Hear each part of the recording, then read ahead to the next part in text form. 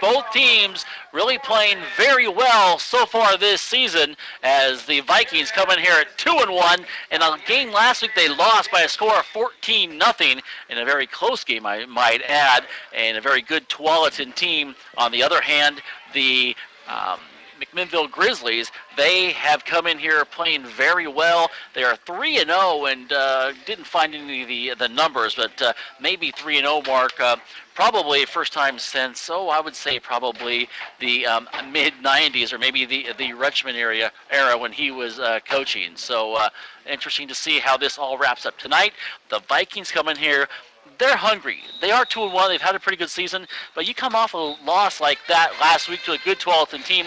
You want to make a statement here in the game on the road tonight if you're coming from Forest Grove. That's a good point, Brian, but it's like, okay, you're coming into McMinnville's field here, and your goal is to win the coin toss and go down, put some points on, and get your team pumped up and ready to play some tough football, because it's going to be a tough game tonight. Yeah, it's going to be very tough. And McMinnville, what do they have to do to get out on top of it? Last week against Newburgh, some people will say they struggled in the first half, but the second half they looked unstoppable, and they were unstoppable defensively. Defensively, their front four, are pretty awesome, and linebackers good. The DBs are going to get a good test tonight, because this Zach Collins, in 2 games, he's got 13 catches, 183 yards, and if he's open, they're going to be thrown to him. So Coach Hill is going to be looking at trying to stop him, and I think you put Rubio and put pressure on the quarterback. Going to make the defensive line and the linebackers have an easier game. Well, we talked to some of the coaches beforehand, and we'll hear from Coach Robin Hill here just in a few minutes, but we did talk to him. It's going to be, Mark, a game where it's going to see how they really come together, and can they put pressure on the quarterback. Don't go away. We've got the interview with Coach Robin Hill, and we'll talk to him and get his thoughts and everything else about tonight's game. It's Forest Grove here against the McMinnville Grizzlies. We're back after this timeout. What are you saving for? It's a good question, because big dreams are financed by smart savings, and there's no better time to start saving than when you're young. That's why First Federal waives monthly service fees and minimum balance requirements for account holders under 18 years of age. So skip or run to First Federal, because your big dreams of tomorrow really do start with saving today. Your friends at First Federal are ready to help you invest in your tomorrows. First Federal. We're here for you. There are times you simply need a friend, someone who will stop and listen to your needs. Macy & Sons have been serving families here since 1903, 5 generations of their family taking care of yours. Macy & Sons, in the business of helping people and meeting the individual needs of McMinnville area families, and will continue to do so in the future.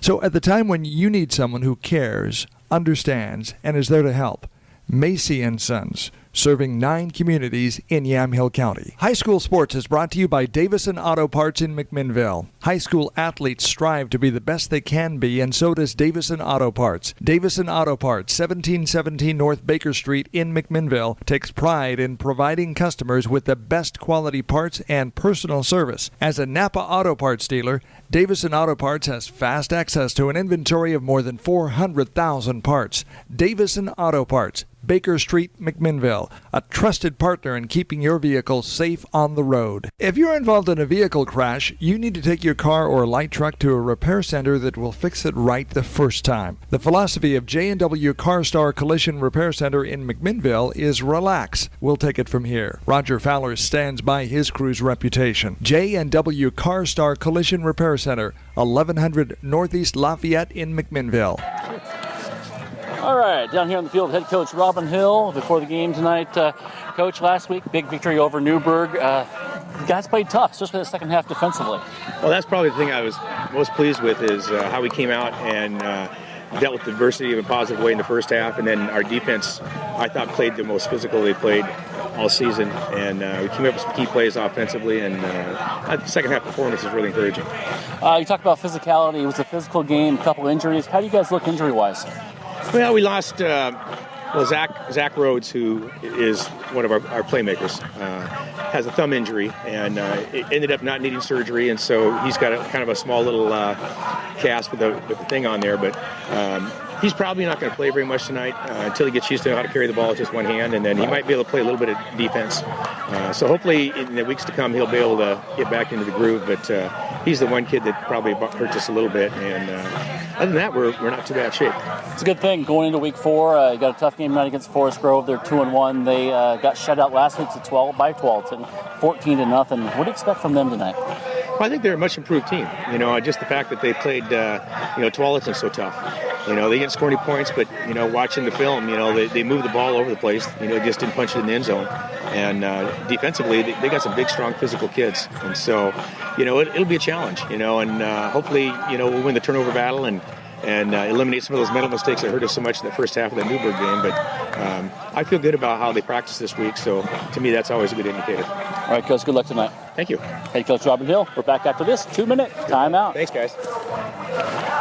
High School Sports is brought to you by Davison Auto Parts in McMinnville. High school athletes strive to be the best they can be, and so does Davison Auto Parts. Davison Auto Parts, 1717 North Baker Street in McMinnville, takes pride in providing customers with the best quality parts and personal service. As a Napa Auto Parts dealer, Davison Auto Parts has fast access to an inventory of more than 400,000 parts.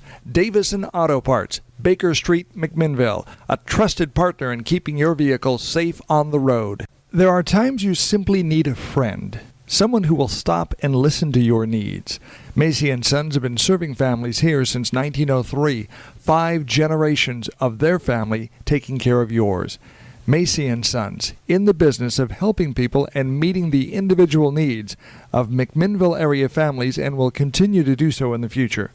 So at the time when you need someone who cares, understands, and is there to help, Macy & Sons, serving 9 communities in Yamhill County. It will be an arduous journey of epic proportions, venturing out into the great unknown, exposed to the rugged, unforgiving elements, struggling for survival when... So, you're going car camping for the weekend. Here at Les Schwab, we can get you travel ready in no time. That's because every tire we sell comes with lifetime protection, including free pre-trip safety checks and more, plus a great price. That's our best tire value promise. I could hug you. Les Schwab, doing the right thing since 1952. Golden Valley Restaurant and Brewery is celebrating 20 years of serving you the best times and locally produced food in Yamhill County. Golden Valley Restaurant and Brew Pub at 980 Northeast 4th Street in McMinnville is local. Locally brewed refreshment, fresh local produce.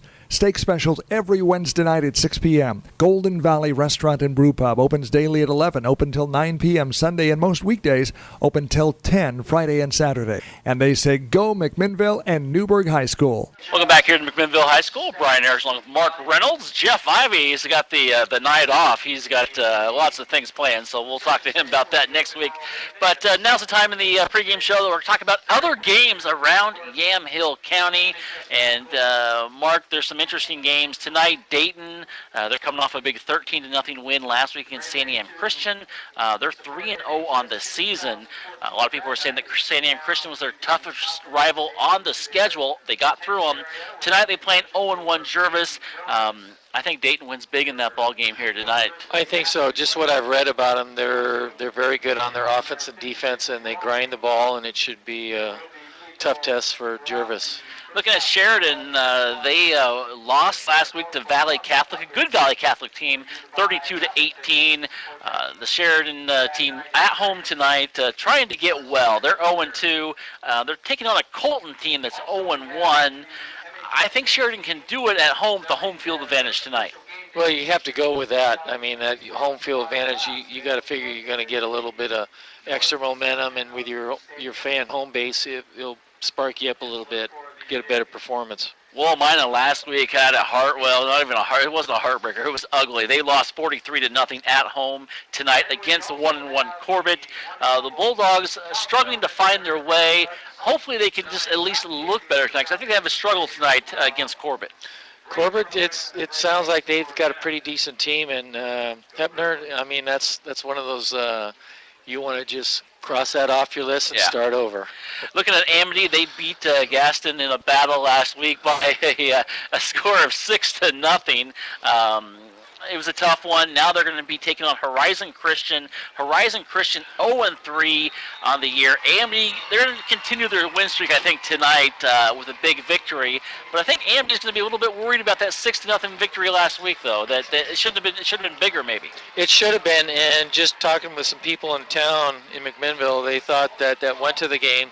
Figure that they should have put more points on the board, but they made mistakes and didn't capitalize on the opponent's turnover. So it's one of those things where you got that opportunity, you got to take full advantage of it because it may not come back to you. Yamhill Carlton, they're going to be on the road. They're going to be taking. They struggled. Okay, they're going to be taking on Estacada. Estacada can be tough at times. Yamhill Carlton 0-3, Estacada 0-3, but I think it's going to be a battle of which team has the fewest turnovers tonight is going to win this ball game. And like you said, Brian, that last week they lost 28-20. If it's one of those things where someone is definitely going to win, but it's the team that really wants to deserve it, wants be eager and get out there and grind it out and make things happen for their team and come up with a W. Somebody's got to win that game, I hope. Well, unless it's a tie. There you go. Linfield, first home game of 2013 after a huge win last week against Hardin Simmons on the road at Hardin Simmons. They really beat them bad there in Texas. They take on Cal Lutheran, the Kingsmen, tonight. Cal Lutheran 0-1, of course, Linfield 1-0. It's a rematch of last year's Linfield win where they won it on a 35-yard field goal with like 5 seconds. Josh Kay kicked it in. This year, I don't think it's going to be as close. I think Linfield has looked really good. They should win big. You're right, Brian. I mean, to beat 78, Yeah, 71, Hardin Simmons. But it always seems that this is a tough game for Linfield. It's not going to be a cakewalk, but it's going to be. No. I think Linfield's going to dominate. I think they'll beat them by 21. And that's a game you can hear right here in AM 1260 KLYC.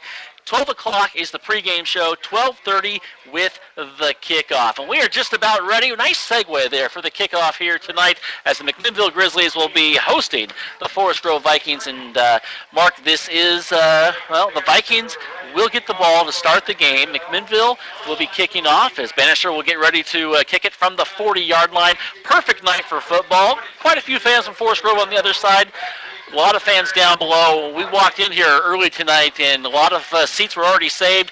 That's what happens when you start out at 3-0. People are starting to become excited about this team. So let's see if the team can pull off tonight against the Forest Grove Vikings. Here on AM 1260 KLYC, here's Bannister's kick. It's going to be high end-over-end kick, and it's going to go into the end zone just the way he planned it.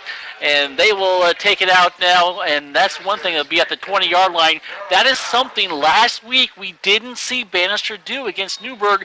There wasn't a lot of wind, but they didn't do that to the Tigers. Well, see, I don't know if he gets pumped up because I did this a couple weeks ago with Brian, and no one could return anything. That's that added weapon on the offense that is so important. It helps your defense out. It gets them going. You're at the 20, okay? Right. Let's do what we need to do to take care of the situation. All right, here come the Vikings in their white uniforms and their dark maroon and yellow trim. Taylor Jensen, the sophomore quarterback, drops back. He throws here on the near side, and it is caught there by Ethan Thursman, and Thurston, I should say. Thurston gets it till about the 28, 27-yard lines, and the senior does a nice, good job there.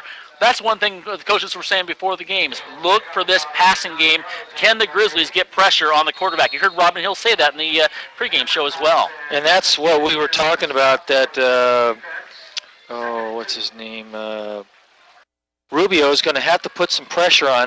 Granted, this is the first play, but you want to control this game right off the bat. The team that's going to win is going to control the line of scrimmage. Well, they're going to throw a lot tonight, it looks like, and they got trips on the far side. Here's a handoff, and rolling off to the left side is Gio Taedo, and Taedo is going to maybe get a yard to the 29-yard line. Good pursuit there by the defense of the Grizzlies. Going to bring up 3rd and 1. Before we go too much farther, Mark, big night tonight. It is the KZW Game of the Week here tonight, and we've also got KPTV flying up in the sky, and their chopper up above above us as well. So air traffic is going to be busy tonight around here at McMinnville High School. So and that's nice to hear and nice to see. We haven't had it here for a while, and this is a good opportunity for McMinnville to showcase this fine stadium here. Let's see if the defense can do it here. 3rd down and 1. Jensen under center.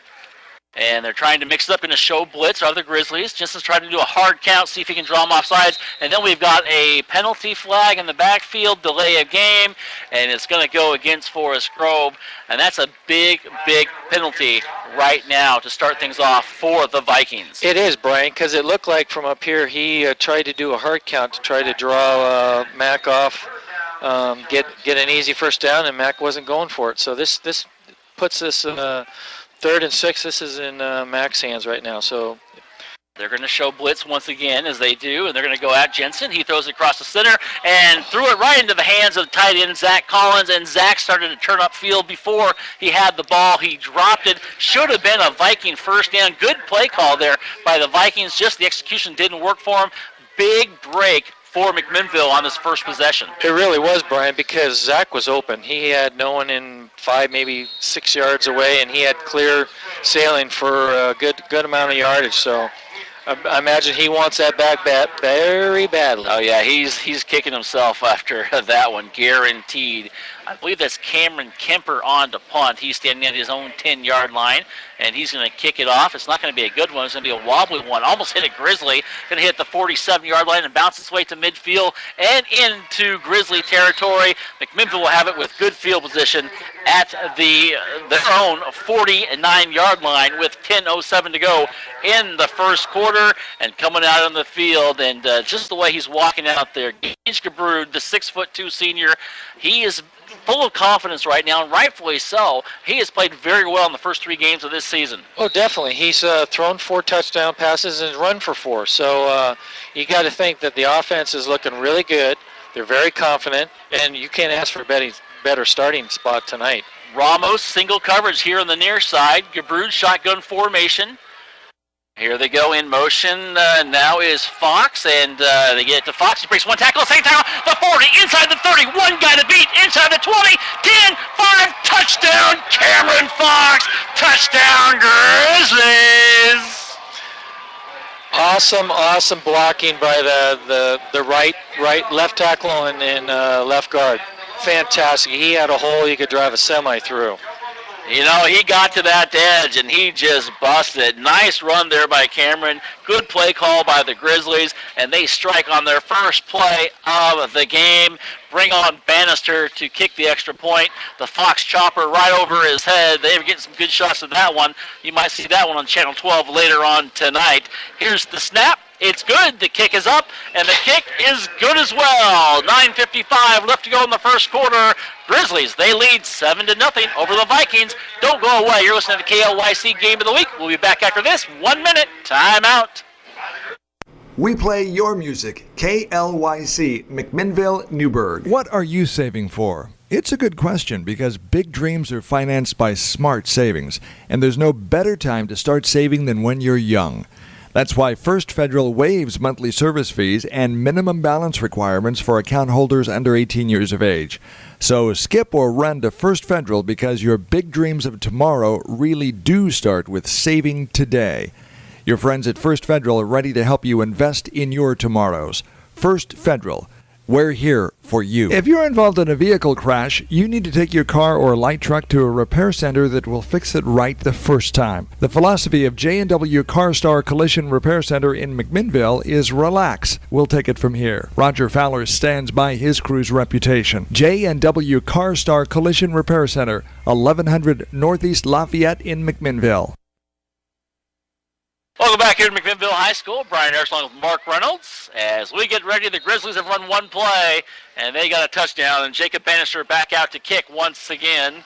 And here he goes. Here's the kick, high end over end, and it's going to bounce as it hits the goal line into the end zone once again. And Gio Taiedo wanted nothing to do with it, and they will take the ball at the 20-yard line.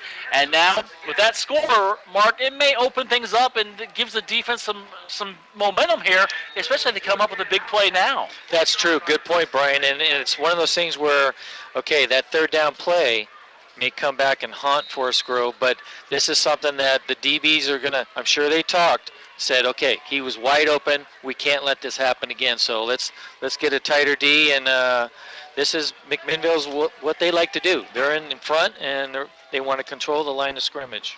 All righty, here we go. Zach Rhodes over here on helping out on this trips coverage. Remember, he's playing with the cast on his hand.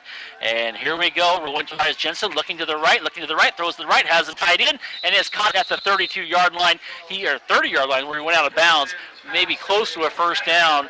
And that's exactly the guy they went to earlier in that big third down play. And I think the coach is making a point there by going right back at him, Dwight Jensen, and saying, I'm going right back at you, and going to make sure you catch that. And he did, and he caught it for first down. Yeah, see, and that's something you do for your psyche, too. You know, you drop one, you catch one now. Let's, You don't want Zach thinking about that all the way into the second quarter. Exactly not. Trips on the far side once again. Shotgun formation by Taylor, the coach's son. He rolls to the left, looks to the left, throws a little looper to the left, and it's incomplete near the 40-yard line. Pass was intended for Thurston, and that's going to bring up second down with 9:42 to go here in the first quarter.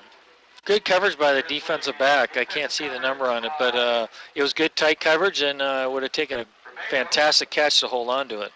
And that's one thing you will see, a lot of different routes from this Forest Grove team. They start off a lot in trips, and they will move around. They will run a lot of different routes, and let's see if the Grizzlies can hang up with them. They got trips here on the short side of the field right now. Shotgun formation once again, and we have got a timeout, and coaches didn't like something. We'll take the timeout. 9:42 left to go in the first quarter. Grizzlies lead 7-0 over Forest Grove. We'll be back after this 1-minute break.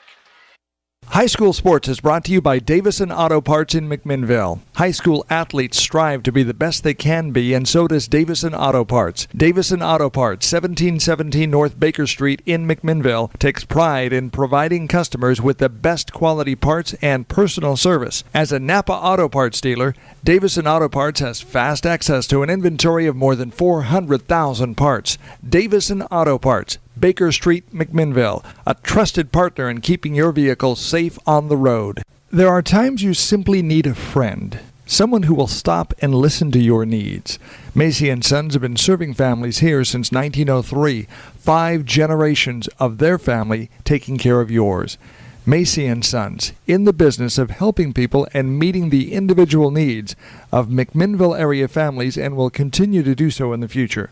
So at the time when you need someone who cares, understands, and is there to help, Macy & Sons, serving 9 communities in Yamhill County. As we come back, here we go. Action's going to start and have a little screen pass, and it is caught here by the big fullback, Tony Mariaco. Mariaco gets across the 40, a first down and more across the midfield into Grizzly territory inside the 46-yard line. Nice little screen there, set it up perfectly, and the Grizzlies have given up a big first down as Forest Grove gets to the 46-yard line. It was a very good, well-defined screen pass, and he had blockers in front of him, and he did a great job of running. Nice job picking up the first down. Oh, that's one thing the Grizzlies are going to have to do is put pressure, but because they put so much pressure, they left him open in that screen play, and it's a well-designed play that may work on a lot of pressure that Grizzlies will put on them tonight. And that's what we talked about. These linebackers are going to have to be more aware and get up quicker. Here we go. Here's the handoff, breaking one tackle, spinning the second tackle, and then hit hard at the 41-yard line is Tayedo. And that was a huge hit, and I don't know. Jesse Kenyon, I think it was. Kenyon, also Rhodes was out there. Rhodes, we talked about his hand. He's got that cast on it. He's holding his hand. He's in a little bit of pain, it looks like, over there. He's trying to adjust it, and then I'm not sure what he's feeling. He's kind of shaking it off. You see him holding it. Yes, he does. I give him a lot of credit to come out and play with a bad finger. Coach Hill said he probably wouldn't see a lot of playing time. He's been in there so far the whole ball game, I think, on defense. Here we go. It's going to be second down now and 5 after the big tackle there by the Grizzlies. trips on the far side. Pitch to Taiedo. He's got some blockers. Going to go inside the 40. He's got some speed inside the 30, down to the 25, and then pushed out of bounds at about the 23-yard line there by Tanner Scanlon. Nice run, good scamper back. He had some blockers and just found an opening and didn't get too greedy with it and still got a big pickup. I'm telling you, Brian, this Gio Tayeti is he's following his blockers and then he just puts it in third, fourth gear and he's pretty fast, pretty quick. Taiedo just got that corner and just he didn't really just cut it. He just kind of slid with it and got a big first down. Going to bring up first now and 10 from the 22-yard line, and yes, they're in trips formation once again. Taiedo, one of those receivers here on the near side, he's going to go in motion now. Jensen, shotgun formation. Now Taiedo's in the backfield. They get it. Taiedo breaks one tackle, cuts on the left side, inside the 15, stops on the dime. Nice move. Dives inside the 10, down to the 8-yard line. Good move there by Taiedo. Another big pickup, that of about 14 yards, maybe 13 yards, as he's at the inside the 9-yard line of the Grizzlies. Well, I was watching the tight end for Forest Grove, and he was doing a bear hug on one of the MAC players, and I can't believe that there wasn't a flag thrown, but hopefully it'll all end up good at the end of the game. There you go. You win some and you lose some. Exactly. Hope you're having a good night. If you're out there and driving around, feel free to stop on in. We've got a lot of football left here in AM 1260 KLYC. Just make sure you bring your radio. And your rain gear. There you go. You might need it. As Jensen draws back, throws to the right, has a receiver, and it is caught. Touchdown.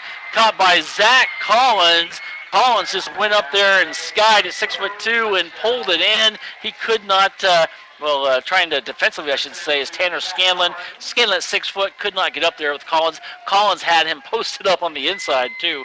And nice pass there by Jensen for the touchdown. It was a nice tight spiral. It was a nice pass. I mean, and Zach was going to be the only one that was going to get that ball. So it was thrown perfectly and nice catch and came down with a touchdown. All righty, here they go. They're going to come on, kick the extra point with 7:58 to go. They took less than 2 minutes to score. Well, when you get those long runs and long pass, that gets you down the field pretty quick. You'll take that every time, won't you? Oh, definitely. You got to figure that the coach is happy with their no good. No, the kick is off, and the Grizzlies will keep the lead after the missed extra point. 7:58 left to go in the first quarter. Forest Grove has struck, and they still trail, though. McMinnville leads by a score of 7-6. You're listening to the KLYC Game of the Week. Back after this timeout. It will be an arduous journey of epic proportions, venturing out into the great unknown, exposed to the rugged, unforgiving elements, struggling for survival when... So, you're going car camping for the weekend.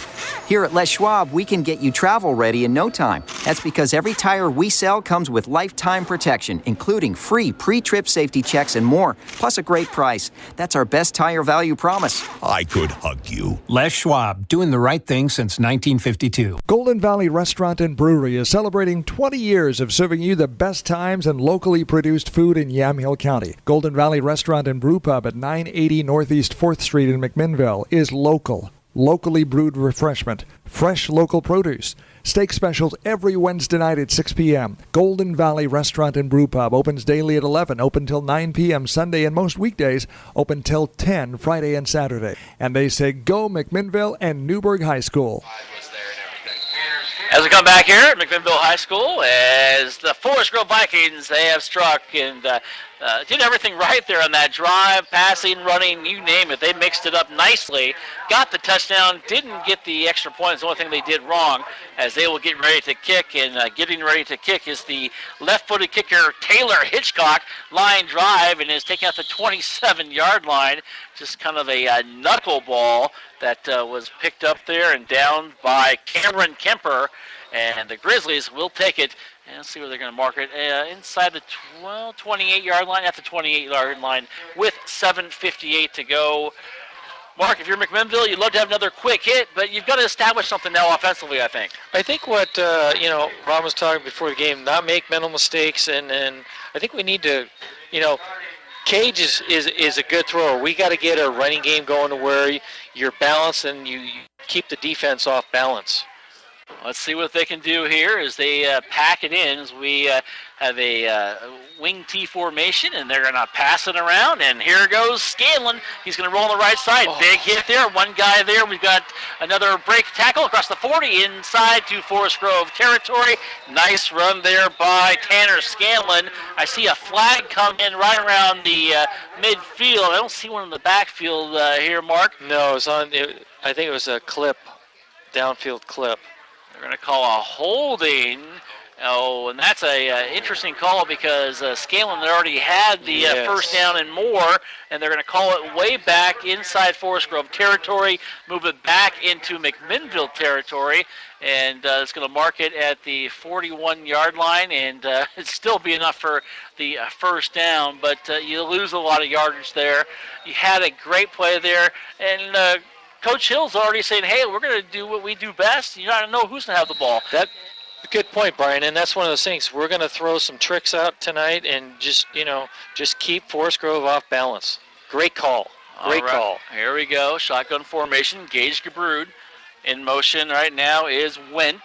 And the handoff to Silver. He stops on a dime, cuts it inside, and gets a nice run of about 5 yards to the 46-yard line. And that's one thing the Grizzlies will do. They're going to try to make you think we're going to go this way, then go this way. They're going to mix it up, and they're going to wait till there's time and then take a big shot, maybe have a good keeper by Gabrud, get him open. And if this Forest Grove team overcommits, that's where they're going to get in trouble. Very good point, Brian. But what I'm seeing right now, the offensive line on the right side is holding their blocks, and they're giving Silver to run. Here on the near side, single coverage to Darby Ramos. That might be interesting if Gabrud thinks about going that way. And it's a double handoff here, and really nothing. I don't think he even got back to the line of scrimmage. Silver had it first, and then he gave it to Went, and then Went got through the 45 barely. Got a good spot, only a loss of a half a yard, and that's going to bring up third down and let's call it 6 yards with 6:30 and counting in the first quarter. I think what a nice play for Mac to do right now is Gage to run out, roll out, pass, run option, and find someone open or just pick up the 6 yards for a first down. You got Darby Ramos. He's going up against Zach Collins. They look to the right, and Gabrud overthrew Went. In fact, threw it behind him as well. I don't think they were on the same page there. Incomplete. Going to bring up fourth down for McMinnville. Good call on that, Brian. Went back for it, and it was just too high. I mean, he had some smoke on that. He's definitely got an arm. We've seen that for 3 years as he just rifled that one. Unfortunately, just threw it behind him, and still would have been short of a first down, I think. But they do come out to punt now. Of course, Gabrud also the punter. Bad snap, but he got there and got it and brought it down. A decent high kick. That should be a good high kick. When it bounces inside the 10, down near the 6-yard line, and that was huge. Gage made a huge play there to go up for that snap. It was high. Good thing he's got some height on him. One-hand grab, pulled it down, then kicked it big time, took a McMinnville bounce, and they're going to mark it at the 6-yard line, and that's where Forest Grove will take it with 6:04 to go in the first quarter. I'm telling you, that was one of the nicest one-arm catches by a punter I think I've ever seen, and then to make something positive happen out of the kick. He boomed it, and then to have one of your players down there at the 5-6 yard line to touch it down, that was great. Great kick. And a lot of it, most of it didn't happen. It wasn't for the big outstretched arm of Gage Gabrud. We'll hear, of course, as the quarterback as well. He can do it all out there on the field. Here comes Jensen. He hands it off to Taedo. A flag is thrown, and he is hit once, hit twice, and maybe got a couple of yards, Taedo, but there is a flag at the line of scrimmage. That'll probably be against Forest Grove. It will, and they'll move it back. And the Grizzlies, though, looked good defensively that time. They knew where Taedo was going to be, didn't fool him at all as he tried to cut it back on the inside. It was a nice tackle by Oliver Vieira. I mean, he just grabbed him and threw him down. Great.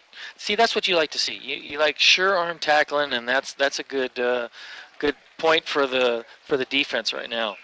Okay. No arm tackling. Half a distance to the goal. There's going to be inside the 4-yard line. The Vikings are going to be backed up a little bit. Be interesting to see what they do now. Just a reminder, this game is also on KLYC.us. If you're here and you're going to be listening on the internet, you can check it out all week long. And also you can check it out on OregonPulse.com. And if you're interested in the Newburgh-Glencoe game going on right now, you can also check that out at both of those sites, KLYC.us and OregonPulse.com. 5:42 to go in the first quarter. Vikings inside their own 4-yard line. Jensen, shotgun formation. Yes, trips on the far side. Going to look to the left. Going to throw on the far side. Has a receiver. And on might be picked off. It is. It is picked up there by the Grizzlies inside the 20. Got some room as he cuts back. Here is Darby Ramos. Now he goes and he's going to be thrown down at the 7-yard line. Darby Ramos goes up big and comes down with the interception. Boy, I'll tell you what, Brian, I thought Zach Collins had it. He went up for it, and Ramos just took it away. Said, this is my ball, and then he had a nice return on it. Almost got it in for a touchdown, but this is what Mac likes to do right now, get a turnover and punch it in. Keep going. Well, Ramos ran about 50 yards after he caught that, but only gained about 15 yards upfield. He went from one side to the other, and let's see if they can do it now, Mark. It is first and... let's see, they're going to mark it first and goal from the 8-yard line and hand it off to Silver. Breaks one tackle and goes inside the 5, down to the 3-yard line. Actually, that's Scanlon. Nice run there by Scanlon. Nice block in there by the offensive line. Garrett Adams, Corey Woolridge, and Nash Luttrell. See, and as we were talking about, they went to the right side last time they had possession. They're going to the left, so they're giving the offensive line it's probably a competition to get them going. All right, Silver and Scanlon in the backfield. Would be surprised if Scanlon doesn't get it again. Gabrud under center. Forest Grove going to pack it in.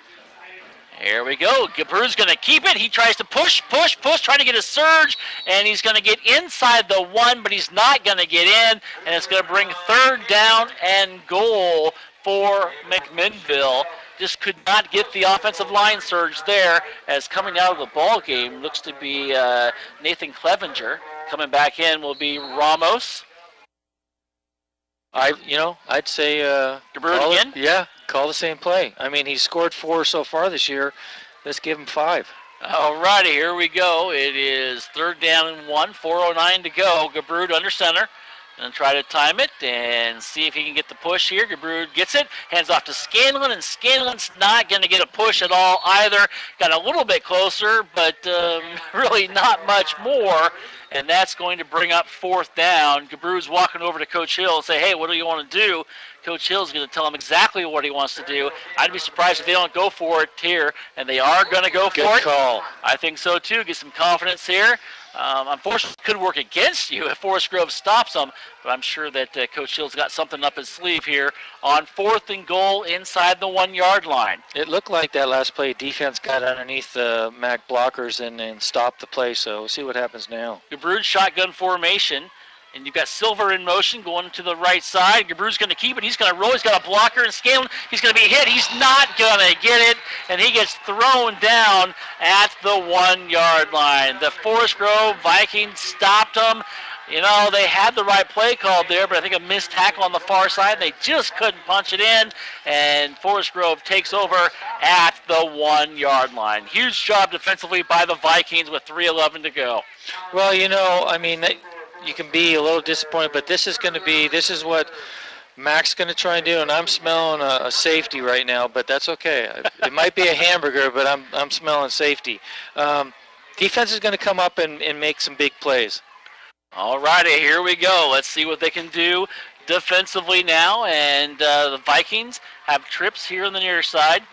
And Jensen trying to call an audible. He's not going to get it off. He's going to call a timeout, and they'll take it, and so will we. 3:11 left to go in the first quarter. Grizzlies lead by a score of 7-6 over the Vikings. Don't go away. You're listening to the KLYC Game of the Week. Back after this 1-minute timeout. What are you saving for? It's a good question because big dreams are financed by smart savings, and there's no better time to start saving than when you're young.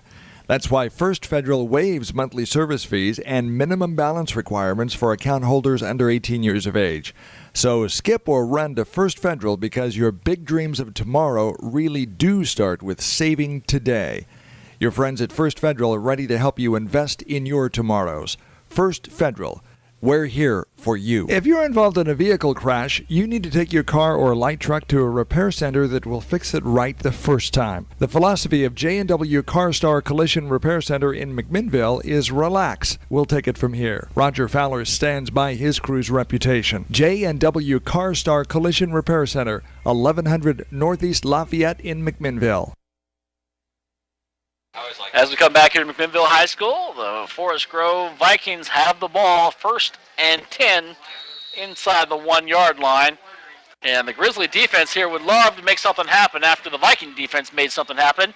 And Taedo gets it, breaks one tackle, a second tackle, center steps across the 10-yard line, down near the 14, and he's taken down. That Taedo's got some speed. In fact, they're going to mark him at the 15-yard line, 14-yard gain for Taedo. And, it's going to be hard to stop him. And, I think the Grizzlies have really said, hey, we're going to stop the pass, going to make you run the ball. And right now, Forest Grove's been pretty efficient with the run. And I'll tell you what, Tanner Scanlon, he saved a touchdown because if it wasn't for him, he would have been gone. And they're going to bring trips, as I said, once again, Thurston over here with Collins.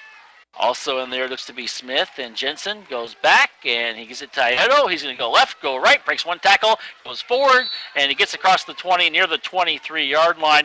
Another big gain there, this time a gain of about 8 yards, and I think McMinnville's got to do something about stopping that, but as soon as they do that, Mark, they're opening up the passing game a little bit. This is true. I think, you're just going to have to hold their blocks as long as they can and try and penetrate, but Forest Grove is definitely pumped. They got some big offensive linemen, and they're trying to show it right now. Josh Sorensen is going to come to the bench, and they bring out Colton Height, and we'll see what he can do over on the right side of the line. Taedo in motion. They fake the handoff and going back and then hit immediately in the backfield. And not sure if that was Thurston or not. It wasn't Thurston. It was Cody Smith, the senior. Doesn't get much of anything. Going to bring up 3rd down and 2 now. Nice tackle by Colton Height on that one. The guy who just came in, too. Yep. They probably knew they were probably going to go somewhere, and Height just moved right over the right spot and made a very good tackle with 1:35 to go in the first quarter. Very interesting first quarter here from McMinnville High School. It's, this is 3rd and 2, and they've been able to run the ball so far, so let's see if Matt can stop them now. Taedo back 4 yards, and they throw across the center. It is caught here by Zach Collins, and Collins gets a 1st down and more. Taedo, 6 carries so far, 59 yards. Thank you to the News Register. I appreciate it.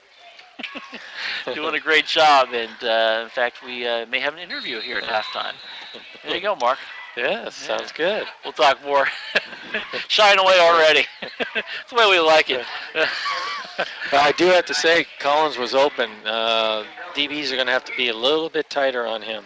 I really like what Jensen's doing is he's mixing up his play calling. He's kind of splitting it off and keeping this defense off balance for the Grizzlies. Jensen drops back, rolls to the right, looks to the right, still looking, and then finally just kind of throws it and pinpoints it to the sliding Zach Collins. Collins catches it for a gain of 7 yards to the 38-yard line, 37-yard line is where they're going to mark it. Jensen's already impressed me already. All the things we read before the games talked about Jensen, and well, he's lived up to the billing so far here in the first quarter. And definitely with Zach Collins, too. I mean, heard the hype about him, and so far he's just dropped that one pass, and he's getting open with guys on him. So it's not like Mac's DBs are not covering him real well. He's just getting open. Here we go. Taedo is in the backfield now with Jensen. They hand it off. He breaks tackle and goes forward, and he gets to about the 39-yard line. Going to be short of a 1st down, but that's going to end our first quarter of play. After 1, it's Forest Grove trailing McMinnville by a score of 7-6. You're listening to the KLYC Game of the Week here on AM 1260, KLYC, and also on KLYC.us and OregonPulse.com. Don't go away. We're back after this 1-minute timeout. High school sports is brought to you by Davison Auto Parts in McMinnville. High school athletes strive to be the best they can be, and so does Davison Auto Parts. Davison Auto Parts, 1717 North Baker Street in McMinnville, takes pride in providing customers with the best quality parts and personal service. As a Napa Auto Parts dealer, Davison Auto Parts has fast access to an inventory of more than 400,000 parts. Davison Auto Parts, Baker Street, McMinnville, a trusted partner in keeping your vehicle safe on the road. There are times you simply need a friend, someone who will stop and listen to your needs. Macy & Sons have been serving families here since 1903, 5 generations of their family taking care of yours. Macy & Sons, in the business of helping people and meeting the individual needs of McMinnville area families, and will continue to do so in the future. So at the time when you need someone who cares, understands, and is there to help, Macy & Sons, serving 9 communities in Yamhill County. As we come back here and get ready to go, Mark, the Grizzlies, they've got some stuff to get going. They do lead, but they're struggling stopping the Forest Grove offense right now as Jensen just keeps it and goes forward, and a nice little run to get the first down. Well, the right guard and the left guard and the center just moved everyone, and he got 3 yards, more than what you need. So Mac's got to change something up on their D right now. You can bend, yeah, but don't break. And exactly. That's kind of what they're hoping to do as they come back out here. And 1st and 10.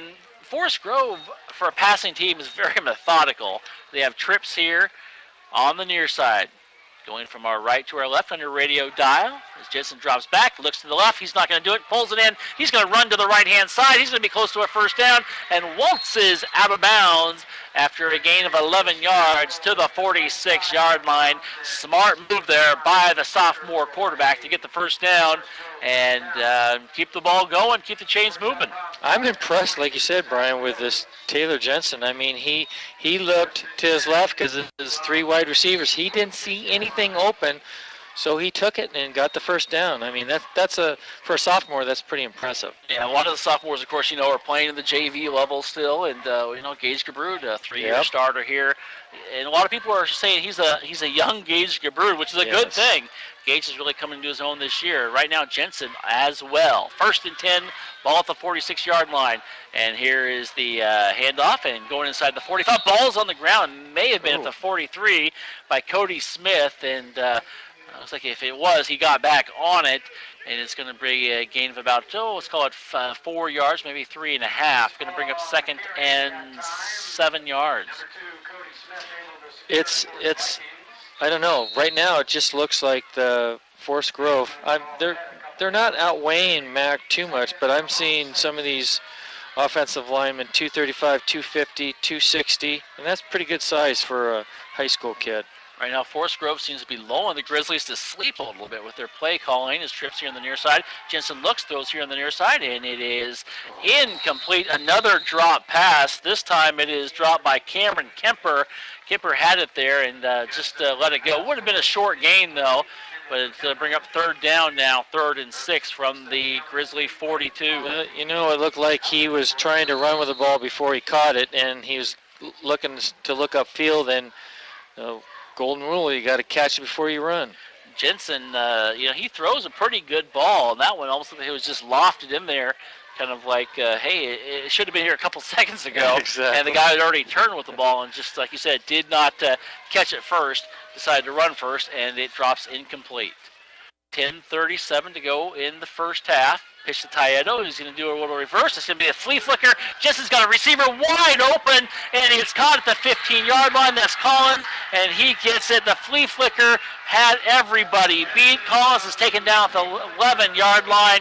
That is a huge, huge play, and that flea flicker is one of those ones that took forever to develop, and because of that, the corners and safeties all came in looking to make a tackle, and there was Collins who came out by himself, all by himself, no one around him for 20 yards, and Jensen's pass just took forever to get there again, and it didn't need to get there quickly. No, it sure didn't, and it kind of reminds me of what Mac had run in their last series, so this is turning into a ball game. It's been very interesting. Lots of fun plays thrown both sides of the ball. Trips on the far side, Taedo in the backfield. And Taedo gets it. He is hit the line of scrimmage. May have fallen forward for about a half a yard to the 10-yard line. And it's going to bring up a second down. This Oliver Rivera put a hit on Jensen after he handed off the ball. And what I'm not liking right now, what I'm seeing is guys are moving each other around on the defensive line. You got to get there, know where you're going to go, and stay there. They're moving around too much. I think there's some indecision here, so you need to find out what they're going to do and stop them. All right, a second down and goal now from the 5. Trips on the far side. Taedo is going to be split off there. He probably will come back like he's done a couple times. He is going to be back in the backfield. Here's the handoff. No, it's going to be Jensen rolling to the right. He's hit hard. Ball's on the ground. They're going to say he was throwing the ball. And that's a tough call because that was a huge hit from the backside. I didn't see who got him, Mark. Did you see? No, I didn't, but I was looking at the ball, and it didn't look like his hand was going forward. I think this is a bad call. Well, it's Grant Rubidoux who came up with the big hit, I believe, from the backside. And there were a couple guys there, and I think Forest Grove may have got the benefit of the doubt. Yeah, they dodged a bullet there, definitely. Third and goal, and they're going to say from the 5-yard line with 9:15 to go in the second quarter. Forest Grove taking their time, getting to the line of scrimmage. Jensen slowly getting up there. He's going to be in shotgun formation. He's taking his time still, and he's going to make sure everyone's in place. Taedo's going to come back and going to give him a little bit of time, a little bit of coverage. And throw on the far side. They're going to try to go up against Scanlon. The pass is incomplete, and it's going to bring up fourth down. It's like they were trying to go for Collins on the far side, and standing there was Scanlon. Scanlon, actually, if he would have known the ball was coming, would have turned around and would have been right in his hands. Exactly. But it does fall incomplete, and it's going to bring up fourth down, and it looks like we're going to have the kicking team come out right now. I'm impressed with the last 3 plays. Mac, like you said, Brian, they'll bend, but they won't break, and the defense stepped up and did a very nice job of covering and tackling. All righty, they are going to send on the kicker, and he steps up there and is going to get ready to, looks like it's going to be right around a 22-yarder. No, it's just going to be 27-yarder. It's going to be placed at the, now I say that's 28-yarder. Here comes the kick by Taylor Hitchcock. It is looks good, and it does go right through the middle, and they're going to put 3 points on the board and take their first lead of the ball game. Forest Grove now leads by a score of 9-7 over our McMinnville Grizzlies. You're listening to the KLYC Game of the Week on AM 1260 and KLYC.us. Don't go away. We'll be back after this 1-minute break. It will be an arduous journey of epic proportions, venturing out into the great unknown, exposed to the rugged, unforgiving elements, struggling for survival when... So, you're going car camping for the weekend.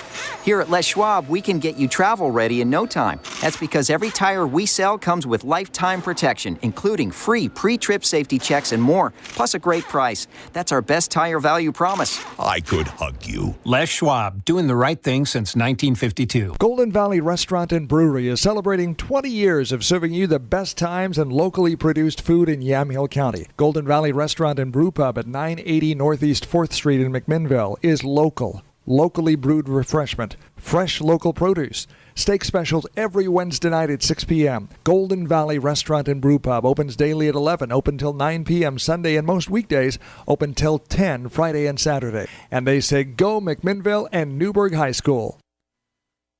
As we come back here, Forest Grove has taken the lead with a big field goal of 28 yards by Hitchcock to make it 9-7. Now Hitchcock's going to kick it, and it's going to go on the far side. It's going to bounce at the 8 and then bounce out of bounds, and McMinnville will take it, and they will take it up at the 35-yard line if they decide to do so. And Coach Hill may say, nah, let's do it again. And that's exactly what he's going to do. So they will move it back 5 yards, and Hitchcock will try it again for the Vikings. It's a gamble, but it's, the weather's really nice right now. It's not raining, so it's not like you're going to drop the ball, you hope. And we'll just see what happens on this. Hey, just a reminder, at halftime, we'll talk about other games going on around Yamhill County and do a score update. And we will also check in from scores around the state. And we'll talk to Robert possibly too. And is it Husman or Husband? All right, we'll get Robert Husband, the new sports editor at the News Register. So we'll talk to him at halftime, and we'll do all that fun stuff here coming up at halftime. We're about 9:07 clock time away as we get ready to have the kickoff here. And we'll also talk about which high schools won the best mascot from around the state on the Oregon Live poll. I've got that one. Don't even guess. We're going to make people wait on this one. Here comes Hitchcock, and it is a low, wobbly kick, and it is taken at the 18-yard line. Going forward there and breaking one tackle across the 30. Spinning across the 40-yard line is Clevenger, and Clevenger gets to the 45-yard line.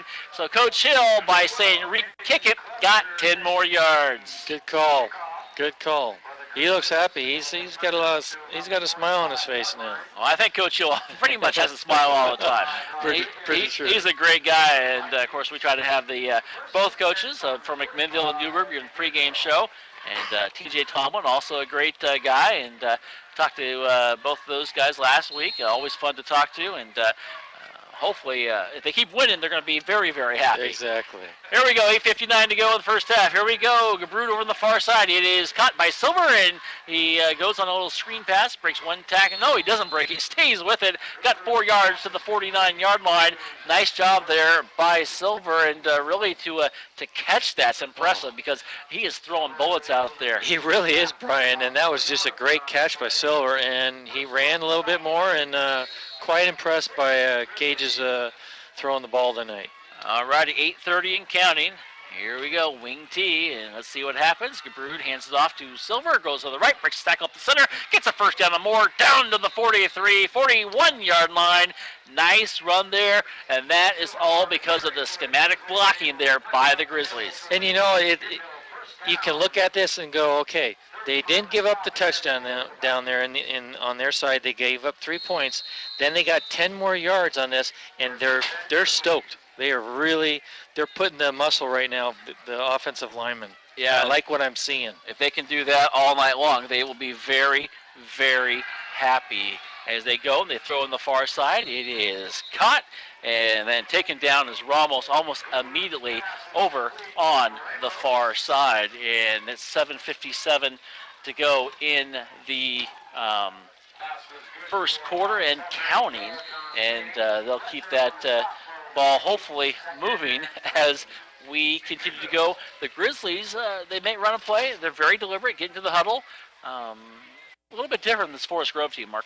It is, and I'm liking what I'm seeing. You know, they started doing the running and shaking up with the passing now, and it's great. And Gabrud drops back, rolls to the right. He has a receiver, and it is caught there inside the 30-yard line, and that's Grant Rubidoux.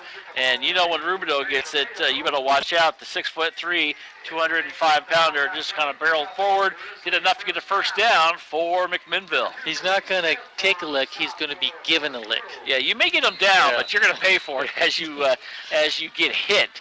And here we go, 7:18 and counting. Here comes McMinnville now, trying to get Forest Grove. They've only run with 14 plays now in this ball game, and Robert was telling us not many. And well, it's fortunate for them. They've only down by 2, so they hand it off to Scanlon. He busts through, gets another few yards as he falls forward to the 21-yard line, a gain of about 6 yards for Mr. Scanlon. Well, I'm telling you, I'm liking the guards and the tackles are controlling this offensive possession right now. They're trying to show what they're made of, and they're showing it. They're moving the defensive line of Forest Grove really easily. Ramos, single coverage over on the far side. Cody Fletcher against him now, 5'10". That might be something you want to try to go for. As Forest Grove is showing blitz. Jumped off size, number 52. Is Landon Walker. Yeah, Landon. Thank you for the 5. Landon Walker's getting a little a friendly tap on the head by Jake James, and a couple of the offensive linemen there going at each other, and James is like, come on now, think about it, think about it. Yeah, thanks for the first down. Yeah, well, the Grizzlies are definitely saying that, as here they come, same play call, as before. I really think they might look for Ramos over on the far side here pretty soon. Gabrud, shotgun formation. In motion is Fox, and goes off his helmet on the snap, and Gabrud's going to step up. He's going to roll the right inside the 10, stutter steps at the 5, hits his own guy, follows forward, down inside the 4-yard line, and really the Grizzlies shouldn't have had that there. They got a first down and more on the about a 12, 13-yard gain, but Gabrud had the snap and didn't catch it right, hit his face mask, fortunately picked it up, and then stepped up under the pressure and found a hole, and that's what he does so well, gets a first down. Well, what the funny thing was, Scanlon jumped up in the air to move out of his way so he could cut inside. And got a block. He got a tackle, actually. Scanlon Silver in the backfield. Gabrud, let's see if they can get something going here. First and goal from the 4. Hit to Fox. Fox and roll on the left-hand side. Fox squirrels his way into the end zone. Touchdown, Grizzlies. Great call by Hill. Loved it. All I have to say, and I'll be the first one to say it of the night, what does a fox say? If anyone knows what I'm talking about, you're going to Google that and laugh at it, I guarantee it. 5:49 to go, and Cameron Fox gets into the end zone, a 4-yard run, and that was huge by McMinnville, and really Gabrud did a lot there to make sure that the guy who was coming in, who almost had Fox, went the other way. Here's the snap. The snap is up, and the snap is good. 5:49 left to go in the second quarter. Grizzlies retake the lead. They lead over McMinnville, over Forest Grove by a score of 14-9. You're listening to the KLYC Game of the Week. Back after this timeout. What are you saving for? It's a good question because big dreams are financed by smart savings, and there's no better time to start saving than when you're young. That's why First Federal waives monthly service fees and minimum balance requirements for account holders under 18 years of age. So skip or run to First Federal because your big dreams of tomorrow really do start with saving today. Your friends at First Federal are ready to help you invest in your tomorrows. First Federal. We're here for you. If you're involved in a vehicle crash, you need to take your car or light truck to a repair center that will fix it right the first time. The philosophy of J&W CarStar Collision Repair Center in McMinnville is relax. We'll take it from here. Roger Fowler stands by his crew's reputation. J&W CarStar Collision Repair Center, 1100 Northeast Lafayette in McMinnville. Awesome, thank you. As we come back here, just having a good time, and right now, Mark, the Grizzlies have to be very happy with the score there, and defensively, they're doing okay, but they'd like to make something happen a little bit more as well, as the kick is going to be taken. Bannister's kick inside the 3-yard line. Taino drops it, picks it back up. He's hit once and hit twice, but not before he gets outside to the 16-yard line, and they've got 5:45 to work with here in the second quarter. Interesting stat from the News Register and Robert Hussman. Jensen 7 for 13 so far in the ball game, 96 yards, an interception. That is huge. He looks like he's playing better than that, but he's had a couple drops. Oh, like that first one to Collins. Yeah. I mean, it didn't seem at the time to be that critical, but they could be up, by 2 right now instead of us up by 5.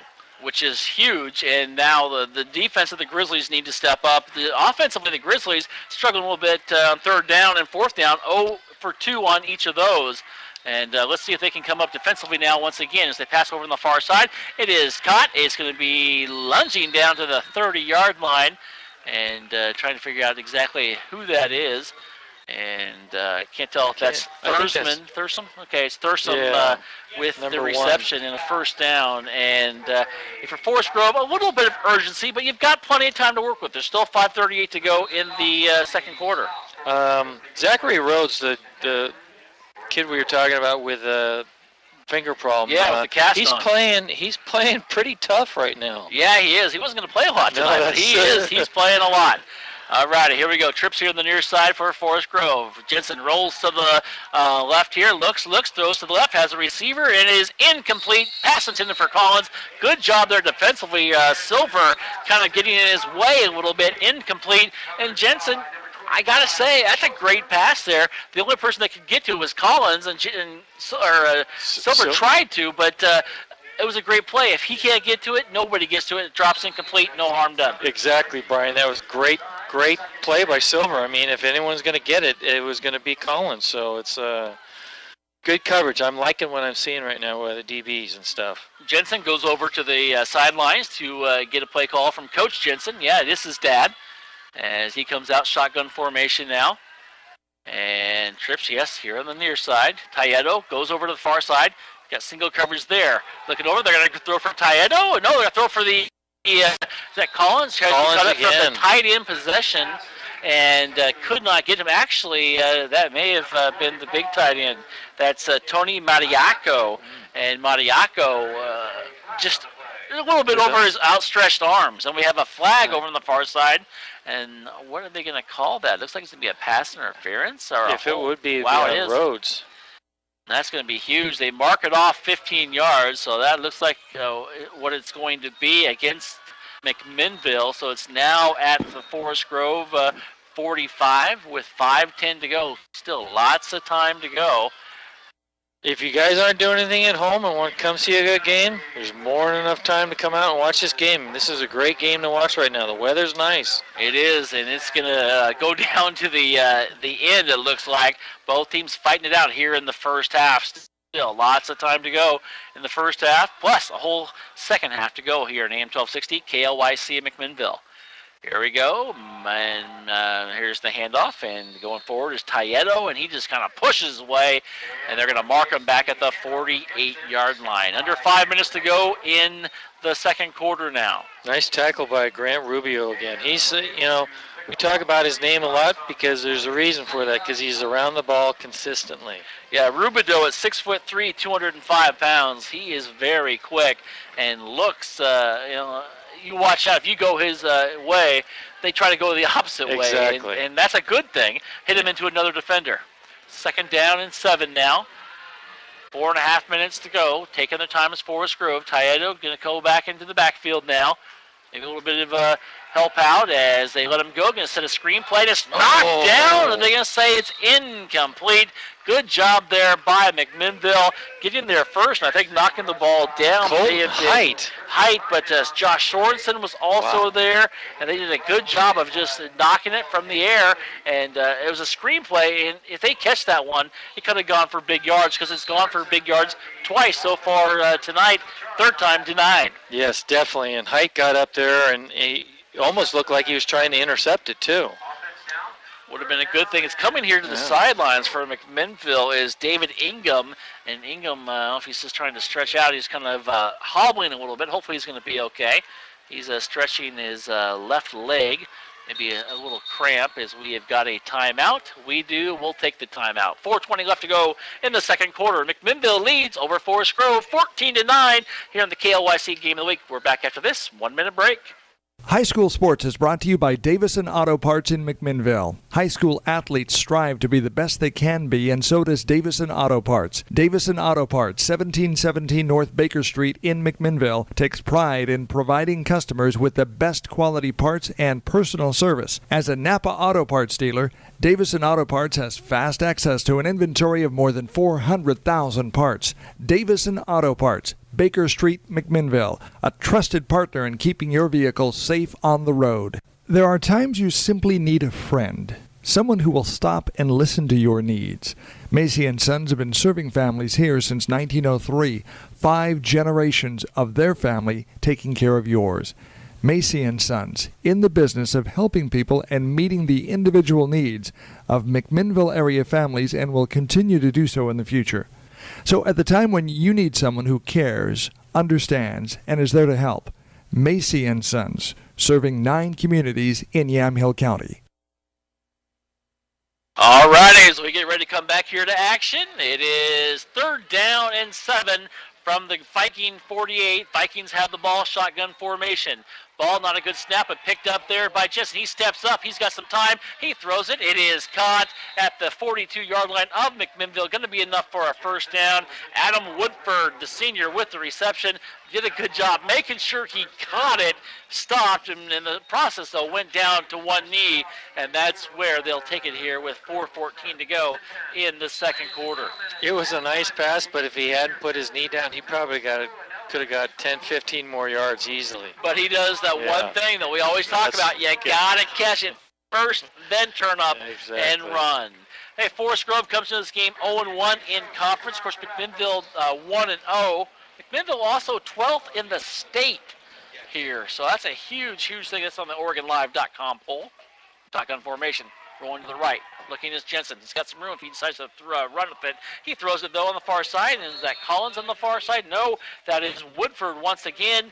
And he comes up with a 7-yard reception inside the 35-yard line and kills the clock in the process at 3:40. He's got a new favorite target right now, man. Yeah, it was Collins. Yeah, Collins is not getting open right now, so that's a good thing for McMinnville, but we'll see what happens. Woodford's definitely doing the job here in the second quarter.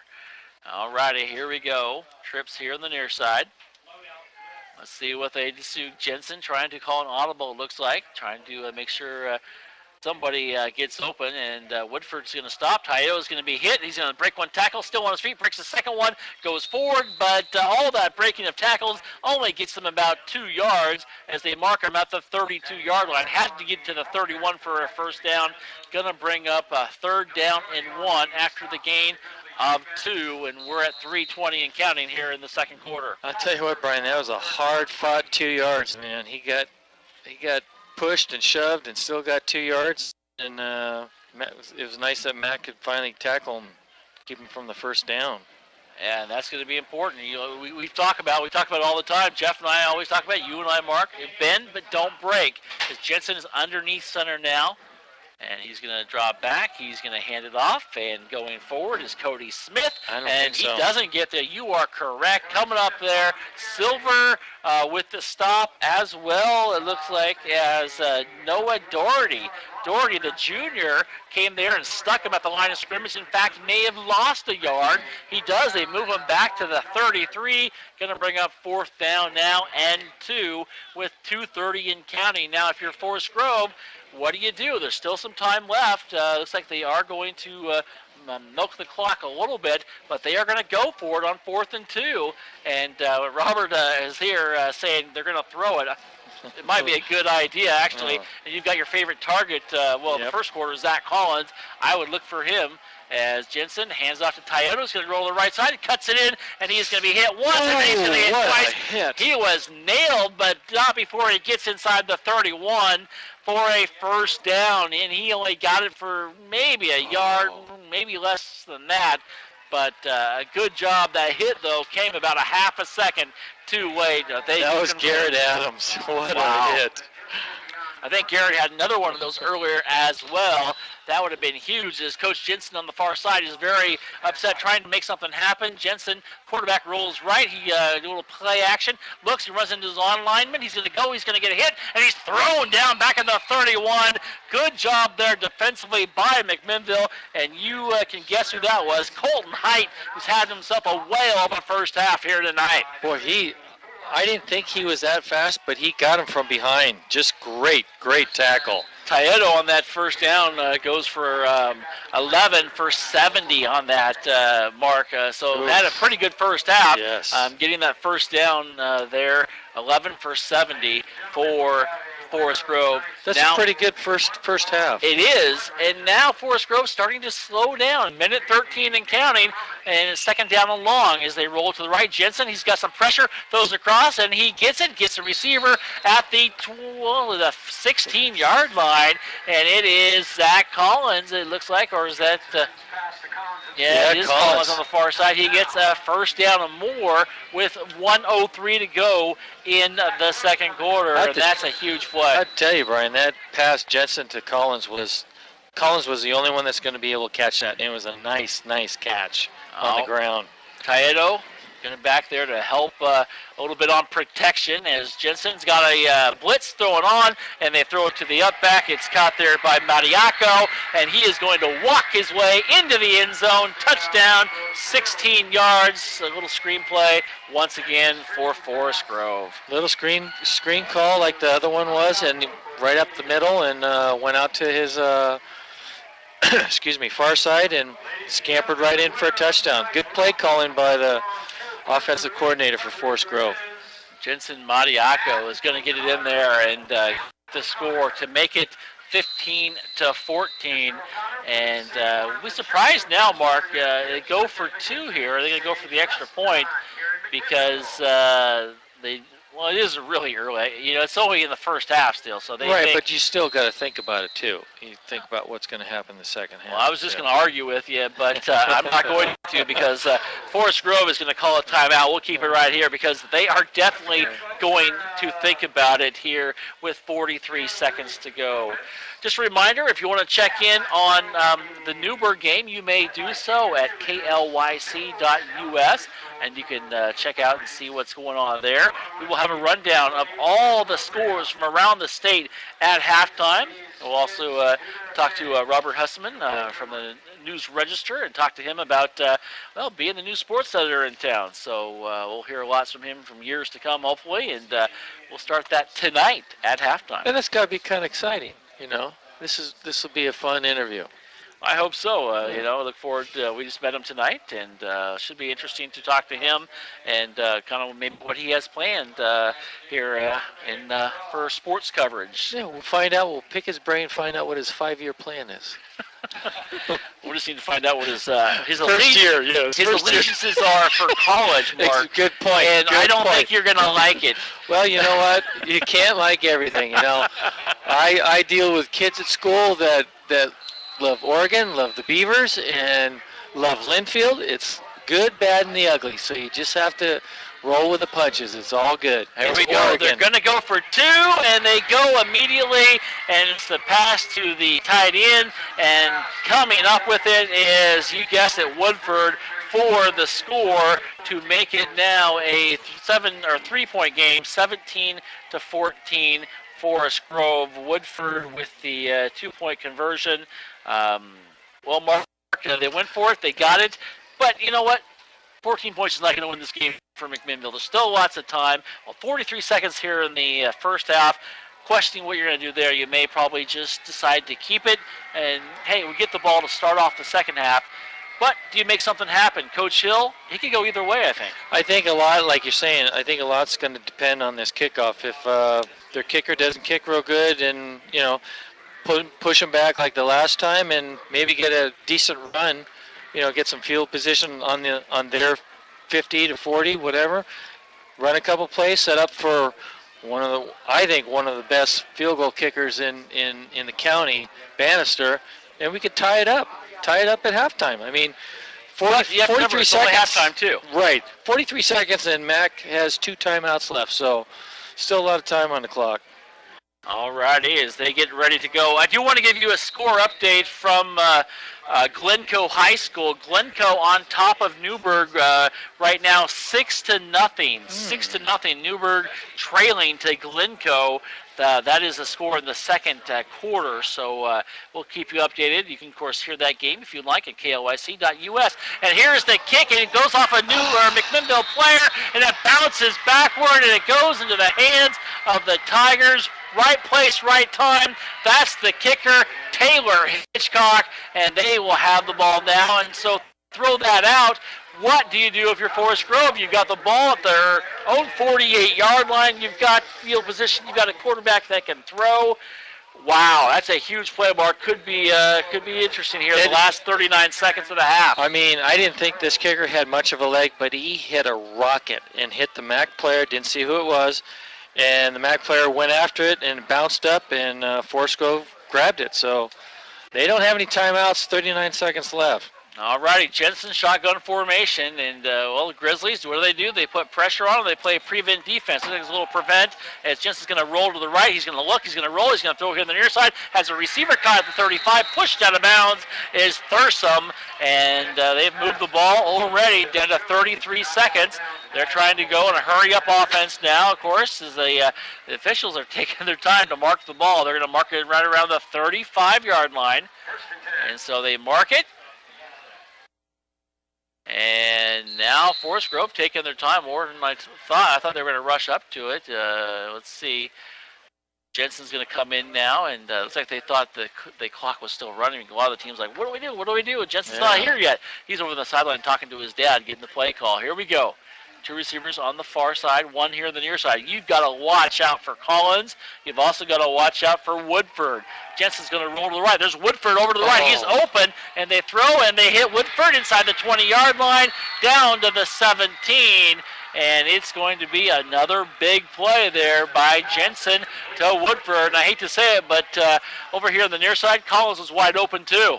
Well, it looked like one of the MAC players was being horse-collared from behind, and I don't understand why that was not called for holding. 24 seconds. They scored with 43, Mark, so they've come out here quickly, and here they go. They're going to try to make something happen here. I mean, what do? You double team Collins? That leaves. I don't think you can. No, you can't. That leaves Thurston open. And the tight formation. 18-yard line, 1st and 10. And fake the handoff play action. Jensen throws here on the near side, has a receiver. It is caught by Thurston. He goes in the 5, and he's close to the end zone. They're going to mark him out at the 1-yard line. Oh, man, another great play there by Forest Grove to get it to the right spot. Thurston, he made things happen and gets it down to the 1, and it's going to be 1st and goal with 15 seconds to go in the half. Well, wow. Brian, they were double-teaming Collins, so someone has to be open, and we know who it is now. Yeah, you're right. A big turn of events here on that. I don't know how much of an onside kick it was. It just happened to hit a MAC player and go back. That's why we're in this position. Grizzlies have not had, they do not win the time of possession, I think. I know they don't here in the first half. Here we go. Jensen under center. Taedo in motion, and Jensen rolls to the right, throws to the center, and it is incomplete. Pass intended for Matiaco, and it goes incomplete. Going to bring up 2nd down. And I think there is an interesting play call by Coach Jensen, and why you don't run it right up the middle and try to just beat the offensive line, beat the defensive line. Or like you say, give it to Tadiaco. I mean, Matiaco. Yeah, excuse me, yeah. But I think, Mark, are you trying to pad stats? Yeah. Quarterback or what? Are you trying to throw in touchdown? Just run it out of your 1st and goal from the 1. Let's see what they decide to do out here with now I think that's Taedo who may get the ball here. And actually, they've got Cody Smith in the backfield as well. Viking crowd's getting pretty loud on the far side. Jensen rolls back, rolls to the right, and he stops on a dime. He's going to try to cut it up. He's hit once. He's going to be taken back down at the 5-yard line, and that may end the quarter, and it will. Let's see what the officials say. And it does. The Grizzlies are going to run off the field. Forest Grove is saying, hey, don't we have a play here? Nope. I have to tell you not to cut in, Brian. We got a flag, Mark. We got to cut in, sorry. Darn it. We'll see what they decide to do. Forest Grove saying stay out. It's against McMinnville, and it's going to be a personal foul against McMinnville. Unbelievable. You had them stopped. You had the quarter over, and you get a personal foul, and that gives you time to walk the kicker out to kick a field goal here. Well, wait a minute. Did he? Was it after or after the play was done? Let's see what the officials are talking about it here. Coach Hill's going to talk to. See? On the kickoff. Now, Coach Jensen is irate, and he is just going off and talking to the official, the head official on the far side. We'll keep it right here until we get this settled out. And now Coach Jensen, okay, we'll go into the locker room now, as that will end. A crazy way to end the first half. But what a crazy first half it was. Forest Grove, though, they lead at halftime by a score of 17-14 over the McMinnville Grizzlies. You're listening to the KLYC Game of the Week. We'll have stats. We'll have some scores for you. We have an interview for you. We've got it all. The halftime show coming up. We'll be back after this 2-minute timeout. It will be an arduous journey of epic proportions, venturing out into the great unknown. exposed to the rugged, unforgiving elements, struggling for survival when... So, you're going car camping for the weekend. Here at Les Schwab, we can get you travel ready in no time. That's because every tire we sell comes with lifetime protection, including free pre-trip safety checks and more, plus a great price. That's our best tire value promise. I could hug you. Les Schwab, doing the right thing since 1952. Golden Valley Restaurant and Brewery is celebrating 20 years of serving you the best times and locally produced food in Yamhill County. Golden Valley Restaurant and Brew Pub at 980 Northeast 4th Street in McMinnville is local. Locally brewed refreshment, fresh local produce. Steak specials every Wednesday night at 6 p.m. Golden Valley Restaurant and Brew Pub opens daily at 11, open till 9 p.m. Sunday, and most weekdays open till 10 Friday and Saturday. And they say go McMinnville and Newburgh High School. What are you saving for? It's a good question because big dreams are financed by smart savings, and there's no better time to start saving than when you're young. That's why First Federal waives monthly service fees and minimum balance requirements for account holders under 18 years of age. So skip or run to First Federal because your big dreams of tomorrow really do start with saving today. Your friends at First Federal are ready to help you invest in your tomorrows. First Federal.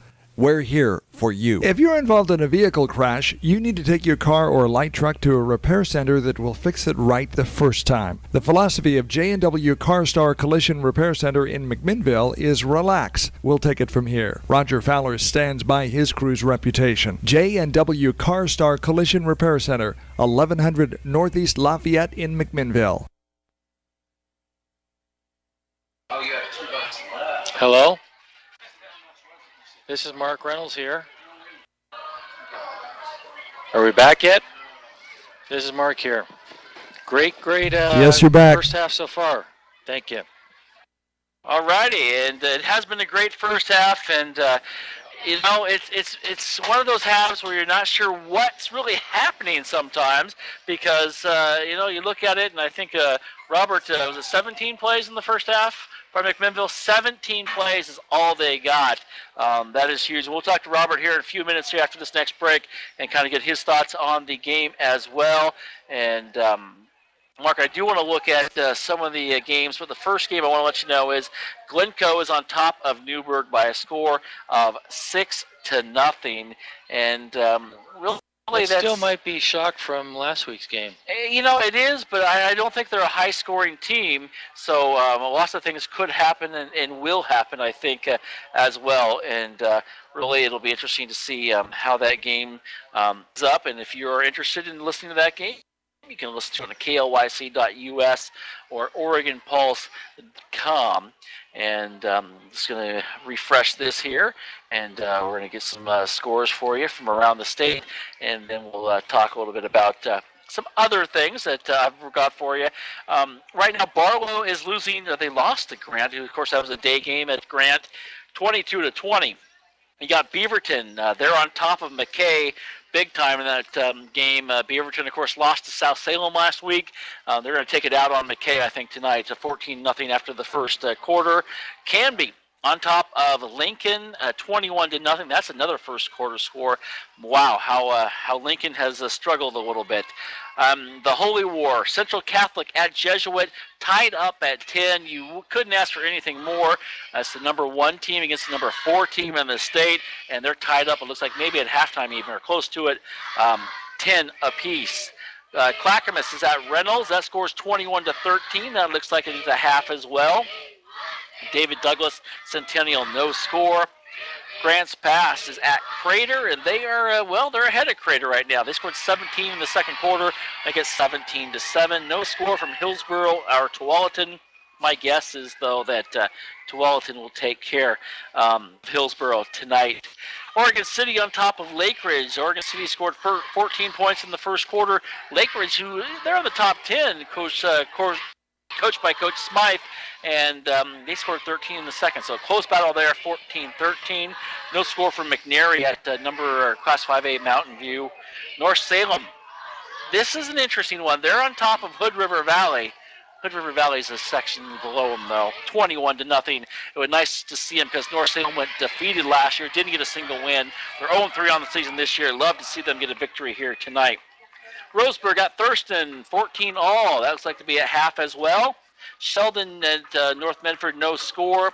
South Medford on top of South Eugene at half, 13-7. We'll skip that score. No, we won't. West Lynn all over my South Salem Saxons at halftime. I hope it's halftime. 35-9. 21 points by West Lynn in the second quarter. All right, not to interrupt you, but No, you got to look interrupt. on the bright side. South Salem got a safety, so that could have been the first play of the game or whatever. Thanks, Mark. That's a good Thanks, point. Mark. We'll talk more about them later. Lake Oswego trailing to Southridge right now at home, 17-7. Aloha trailing to Sunset at home, 14-0. No score from Tiger and Century, and this is going to be a close one, a little closer than I thought, actually. West Salem's at Sprague. West Salem only up by a point, 14-13. Gresham is at our home against Westview. No score from there, and I don't have any the 3A games, but we'll try to get one here, and we'll come back with that hopefully in a few moments. Before we take a break, Mark, and we have cheerleader day here tonight. A lot of cheerleaders. Looks like they had a cheerleader camp earlier today down there on the field. They did, they being Oregon Live, did this study of the top mascots from around the state. And they had this huge vote, and they voted from all the divisions. And we'll tell you who they were. But first off, let's talk about the other divisions. And they had people from around the state, get excited about the games. What is your favorite mascot? First, in the 1A division, the Huntington Locomotives. I think I need that hat there. That would be a good one. 2A, the Vernonia Loggers. You know that one's going to be up there. Well, going back to that first one, I hope they're not too steamy, Dunk. In 3A, the Oregon Episcopal Aardvarks. You gotta love the Aardvarks. You gotta love them. Number 4A actually, this is the 4A number 1 winner, the Tillamook Cheesemakers. You gotta love the Tillamook Cheesemakers. In fact, I met a couple today outside after we were coming in here from Tillamook, and they were talking about the football game tonight. They said that they were missing their first game in 3 years for Tillamook. So. Well, kind of funny if the correlation between the Green Bay Packers, if they come out with some cheeseheads. Oh, there you go. There you go. In 5A, the Bend Lava Bears. And in 6A, the best mascot in the state, according to the OregonLive.com poll, the South Salem Saxons. Thank you very much. Yeah, they're down 35-9. That's more important right now. But that's okay. Only half. Ouch. They got that. Now have that prestige title to live up to, and they're going to get fired up, and they're going to take it to the second half. Go Saxons. Other names, the top 5, South Salem being number 1, Grant Generals number 2, Glencoe Crimson Tide. The team is taking on our Newburgh Tigers tonight. They're number 3. Tigers. They have a lot of people voting, apparently. They're number 4. And the Crater Comets round out the top 5. We're at halftime. Our score is Forest Grove 17. Our McMinnville Grizzlies 14. You're listening to the KLYC Game of the Week here on AM 1260 KLYC and also KLYC.us and OregonPulse.com. Don't go away. We'll be back after this 2-minute timeout.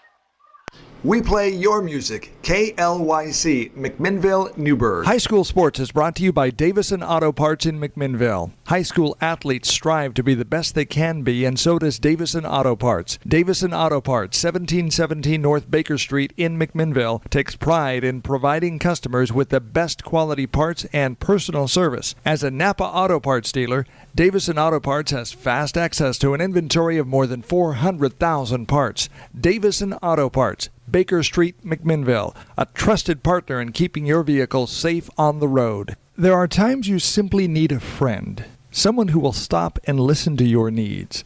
Macy & Sons have been serving families here since 1903, 5 generations of their family taking care of yours. Macy & Sons, in the business of helping people and meeting the individual needs of McMinnville area families, and will continue to do so in the future.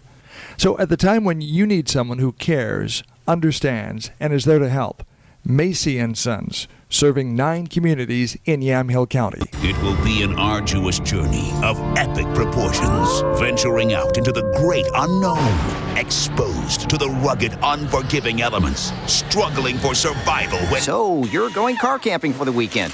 Here at Les Schwab, we can get you travel ready in no time. That's because every tire we sell comes with lifetime protection, including free pre-trip safety checks and more, plus a great price. That's our best tire value promise. I could hug you. Les Schwab, doing the right thing since 1952. Golden Valley Restaurant and Brewery is celebrating 20 years of serving you the best times and locally produced food in Yamhill County. Golden Valley Restaurant and Brew Pub at 980 Northeast 4th Street in McMinnville is local. Locally brewed refreshment, fresh local produce, steak specials every Wednesday night at 6 p.m. Golden Valley Restaurant and Brew Pub opens daily at 11, open till 9 p.m. Sunday, and most weekdays open till 10 Friday and Saturday. And they say go McMinnville and Newburgh High School. Welcome back here to McMinnville High School. Brian Ayers along with Robert Hussman here. And Robert, we'll talk here just a little bit. Let me put that there so we can get that. Your thoughts on the first half. First of all, welcome to McMinnville area. Thank you, Brian. Glad to have you here, new sports editor at the News Register. What are your thoughts on the first half of the game? My first thought is that McMinnville is obviously executing. They've made some great plays offensively and defensively, and they're doing a pretty solid job. I think Robin Hill will be happy with some aspects of his team performance. But my real big impression is that Forest Grove has a stranglehold on this game's tempo. They are absolutely in control. McMinnville has gotten the ball, but they've been giving it back quickly, whether with a touchdown or with a turnover on downs. And Forest Grove has just been milking that clock. The second quarter, pretty much. They had the ball for at least, I think, 2/3 of it. And that's why it's a 17-14 game right now in my mind. You gave us the stat, 17 plays. I mean, I still say that like in amazement because it is. I mean, you would think by now, usually a team gets 50 plays a ball game, 60 plays a game.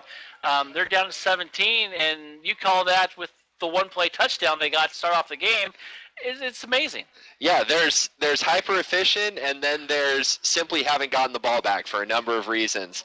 And in McMinnville's case, strangely, it's a little bit of both. Yeah. There's no question this is a high-level football game right now. Both teams are playing very well, but McMinnville just isn't playing well enough.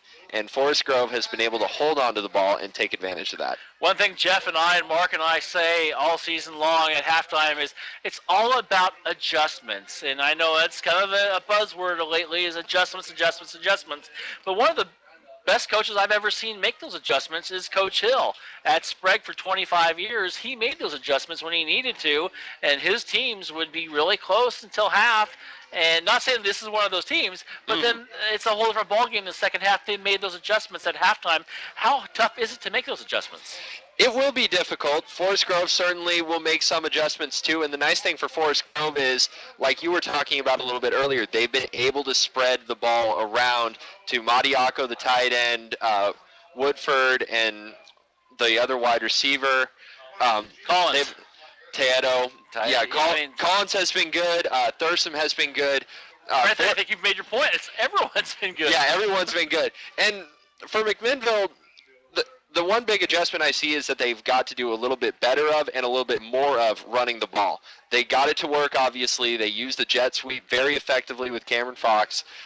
They need to test, in my opinion, the middle of Forest Grove a little bit more. I think, there may be opportunities there.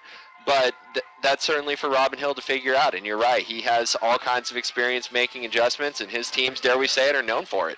Well, it should be a fun second half, and look forward to it. Look forward to having you around at the ball games. First impressions in the area. You've been here, a week or so now? Yeah, I've been here about a week. Everybody has been very welcoming from here to Dayton to Willamina and everywhere in between.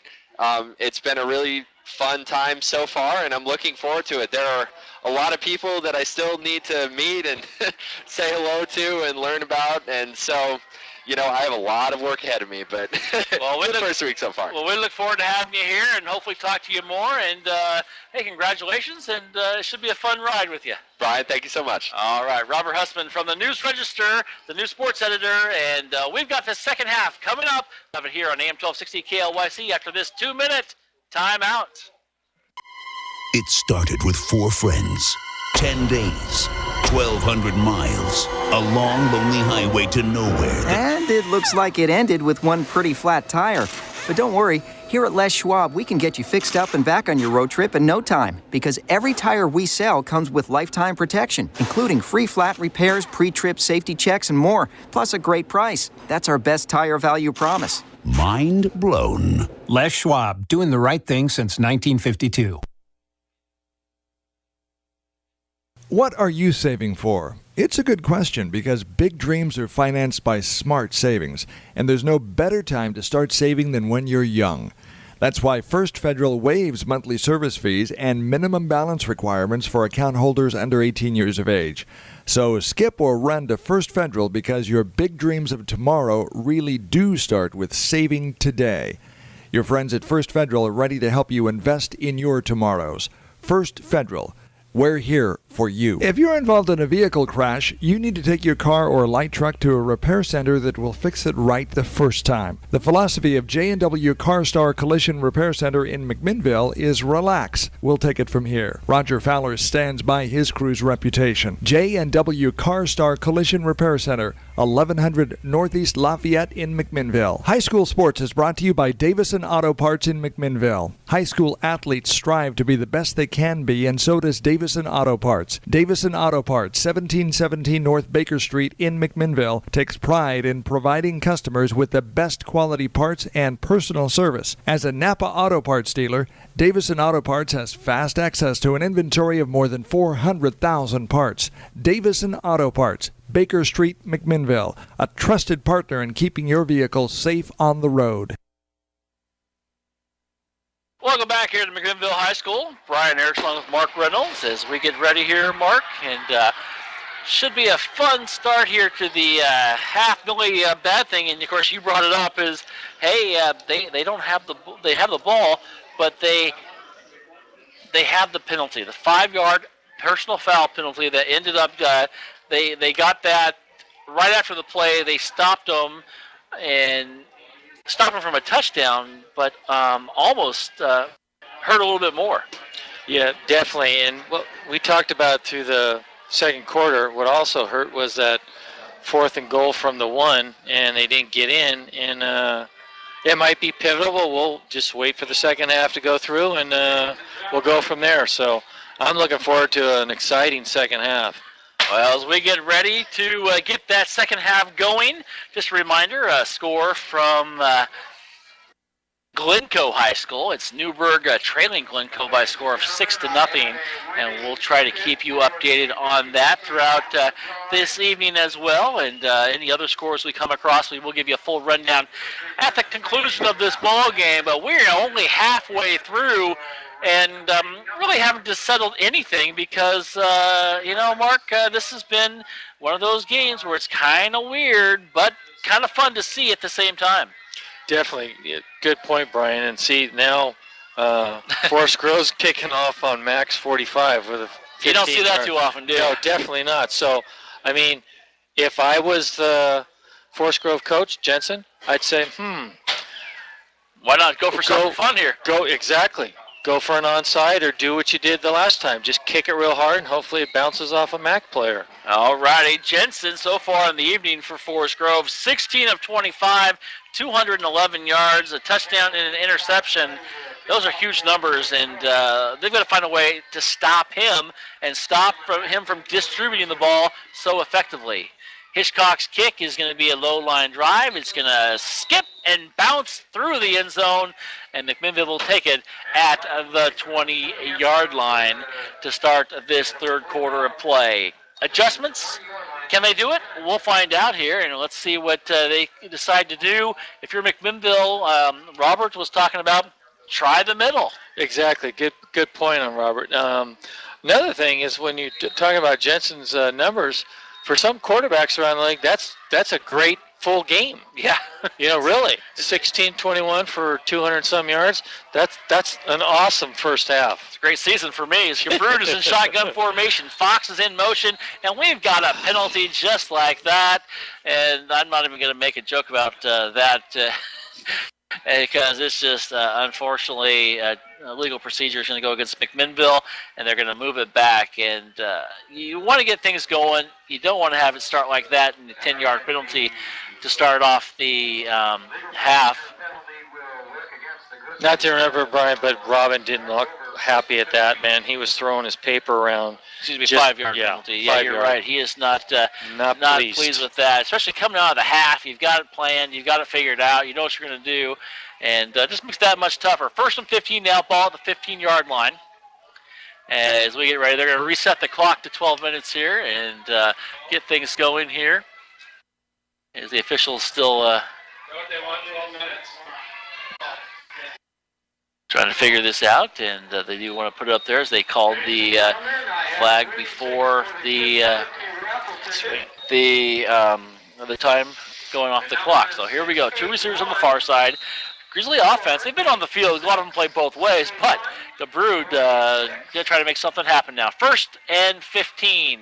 Fox in motion, same play. They don't get it to Fox as Brood keeps it, breaks one tackle, gets across the 16, maybe to the 17-yard line.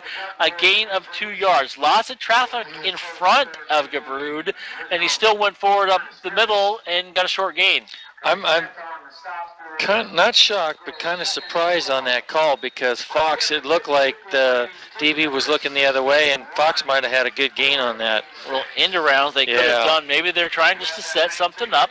Good point. Shotgun formation. Nobody in motion. Single receiver on each side. Gabrud looks to the left, throws the left. He's going to get it, and it is caught. And it is a good reception to the 38-yard line. Coming up with a big play there is Clevenger, who was hit as the ball was coming into his hands. And it's going to be a 1st down and more. Nice job there by Clevenger, and a good job by Gabrud to throw it where I thought he overthrew him, actually. I did too, and that was one of the best catches. The only thing that I call a catch was when Gabrud was going back for the punt and caught it with his right hand and kicked it off. That was a fantastic catch. 1st and 10, ball sitting at the 38-yard line. Silver in motion. He gets it. He's going to try to get it through. He's hit once. He's hit twice. Got back to the line of scrimmage of the 38. Good job by the Vikings just to string them out. And coming in there with a very solid walk is Jake James, who's like, yeah, I had this. And he was the one guy who just kind of pushed him over a little more, just strung it out more than it was, and allowed his guys to come on there and make the tackle. Well, it looked like a white sheet job because there was 5 guys on him. It's good tackling. 3 receivers over on the far side for McMinnville. Shotgun formation for Gabrud. 2nd down and 10. They're going to look to the left. He's got to hurry up. He does get it off, and it is incomplete. Passing it for Clevenger as Gabrud gets hit to the ground. That's Thurston who made the hit after he threw the ball, as he threw the ball, and going to make a 3rd down and 10 as Coach Hill comes out there to tell. Actually, it's not Coach Hill, but one of the coaches out there to tell him that what to run. Gabrud so far on the night. 4 for 6, 38 yards. Struggling a little bit. That's a tough throw to roll to your left and throw right. I mean, it's and not off your back foot. Yes. All righty, 3rd down and 10, and he rolls now to the right. He looks, he's going to step up. He's got one guy to beat. He's going to beat him. Going to get a 1st down and 5. Stops, stutter steps, goes across the 40, 35, 30, down inside the 20-yard line, and then he gets thrown out of bounds. And we've got a flag coming in. Gabrud with a nice run, 1st down and more, and an extra flag to boot, and he takes it from the 38 down to the 20 of the Vikings. And there's where Gabrud, even though having a struggling day, makes a big play, and makes a big play for McMinnville and puts them in scoring position with 10-22. 42-yard run on the play there by Gabrud, and let's see now what the offense can do as they move the ball, and they're going to place it at the 9-yard line or so. Let's see, that should be where the 9. McMinnville's going to step up very quickly. It's kind of like an early Christmas gift with that personal foul penalty. It is. You'll take the yardage, but you want to get more than the yardage. Yeah, you want to get the points. You're trailing 17-14.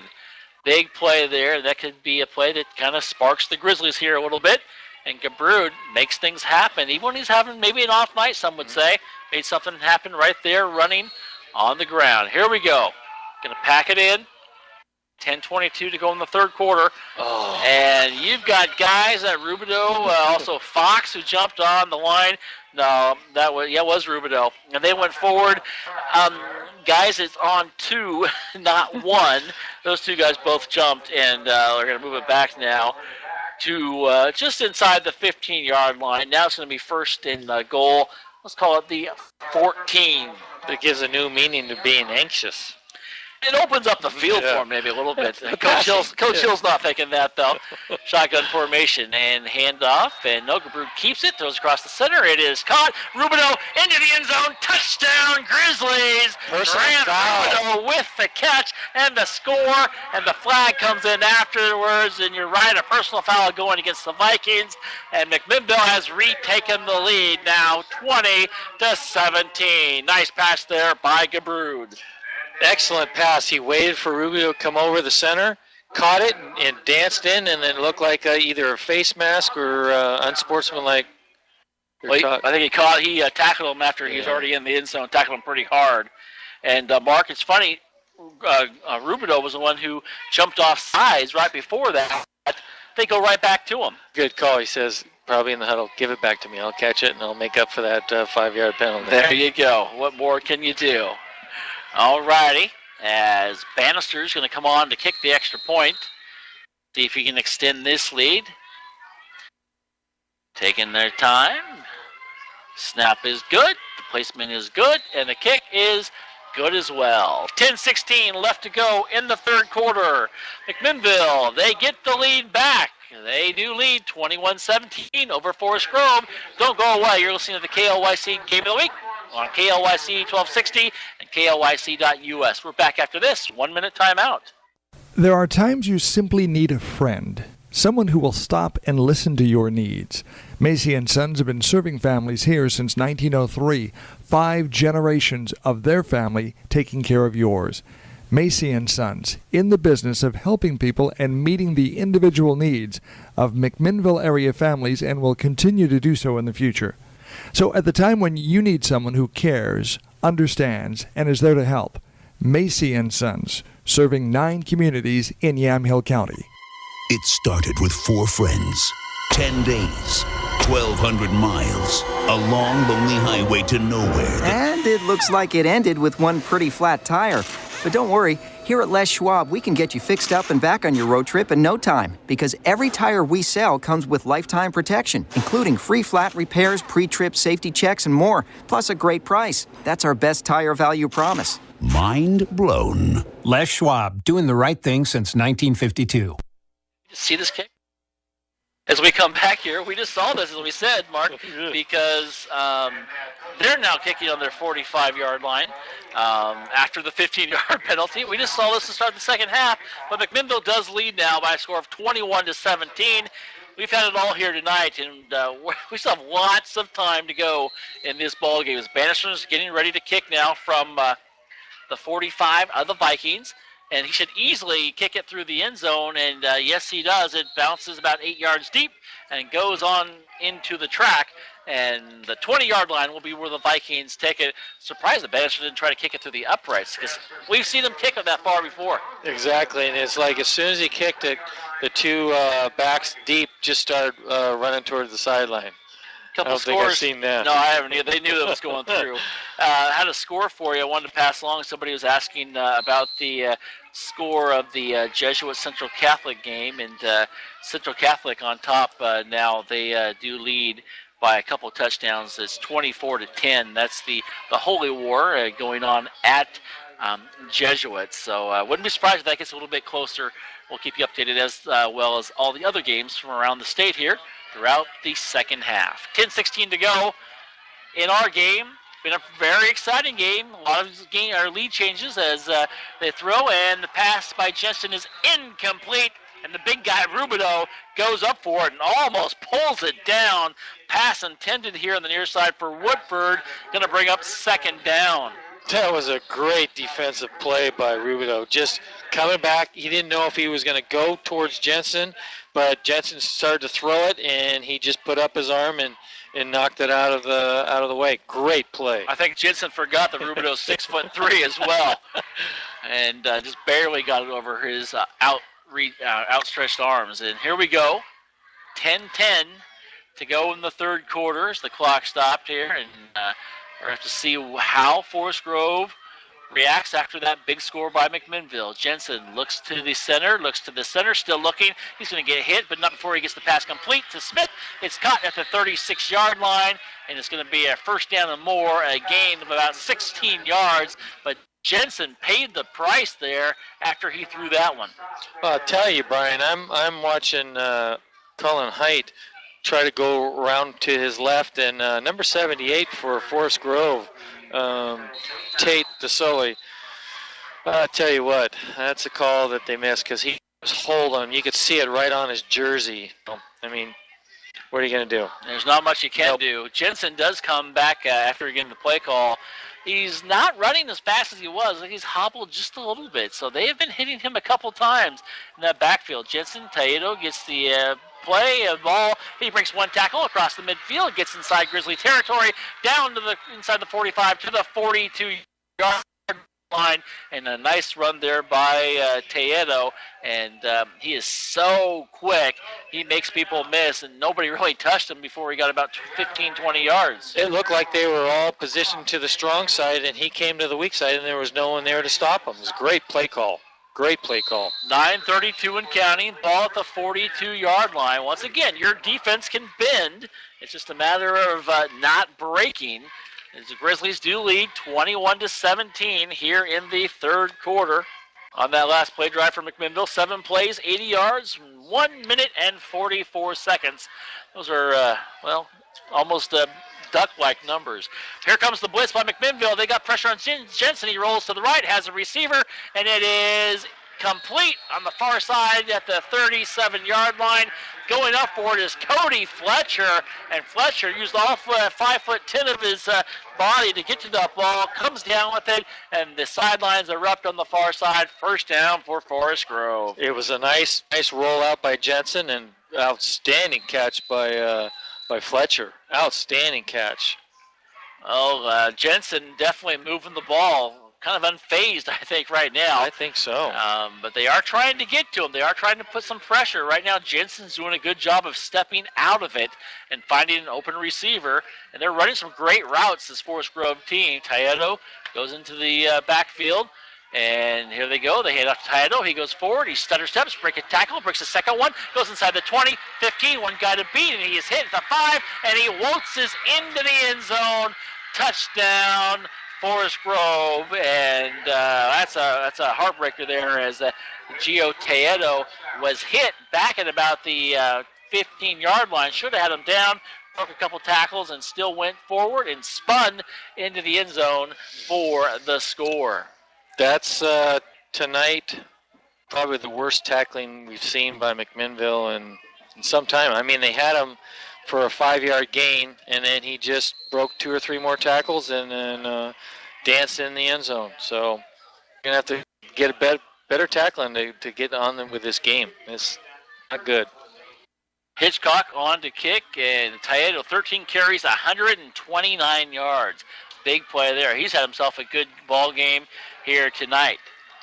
Here's the snap. It's good. The kick is up, and the kick is good as well. 8:26 left to go in the third quarter.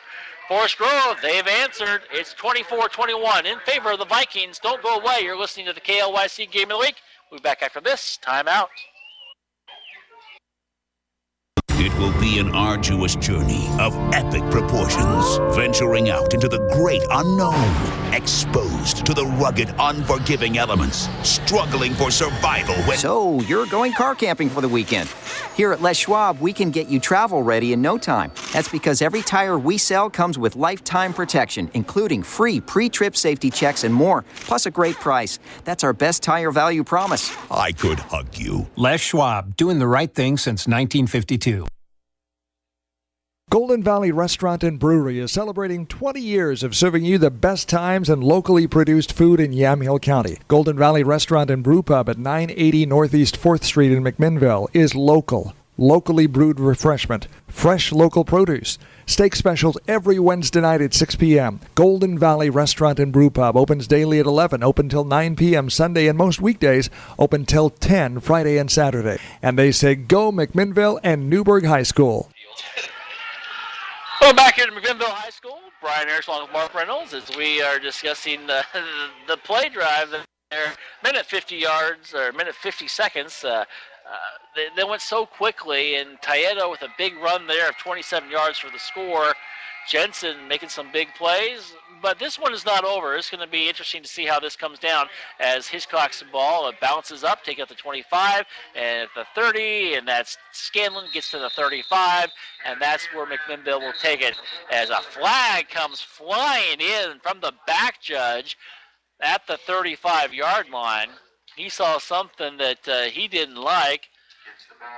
I'm not too sure, Brian, but it looked like number 27 for Forest Grove got in a scuffle. That's the kickers who that was. Forest Grove would say, no, it's back here. We're going to go march it off against the Grizzlies, and it's exactly what they're going to do. And that's a penalty. That's another one that's going to hurt them. It's going to go against McMinnville, and they're going to – there's 2 penalties against them. Legal block to the back, and they're going to take that one. Penalties are just killing McMinnville here tonight. They had the one to start the second half. They have that one there. Coaches are talking over here to the official and trying to figure something out.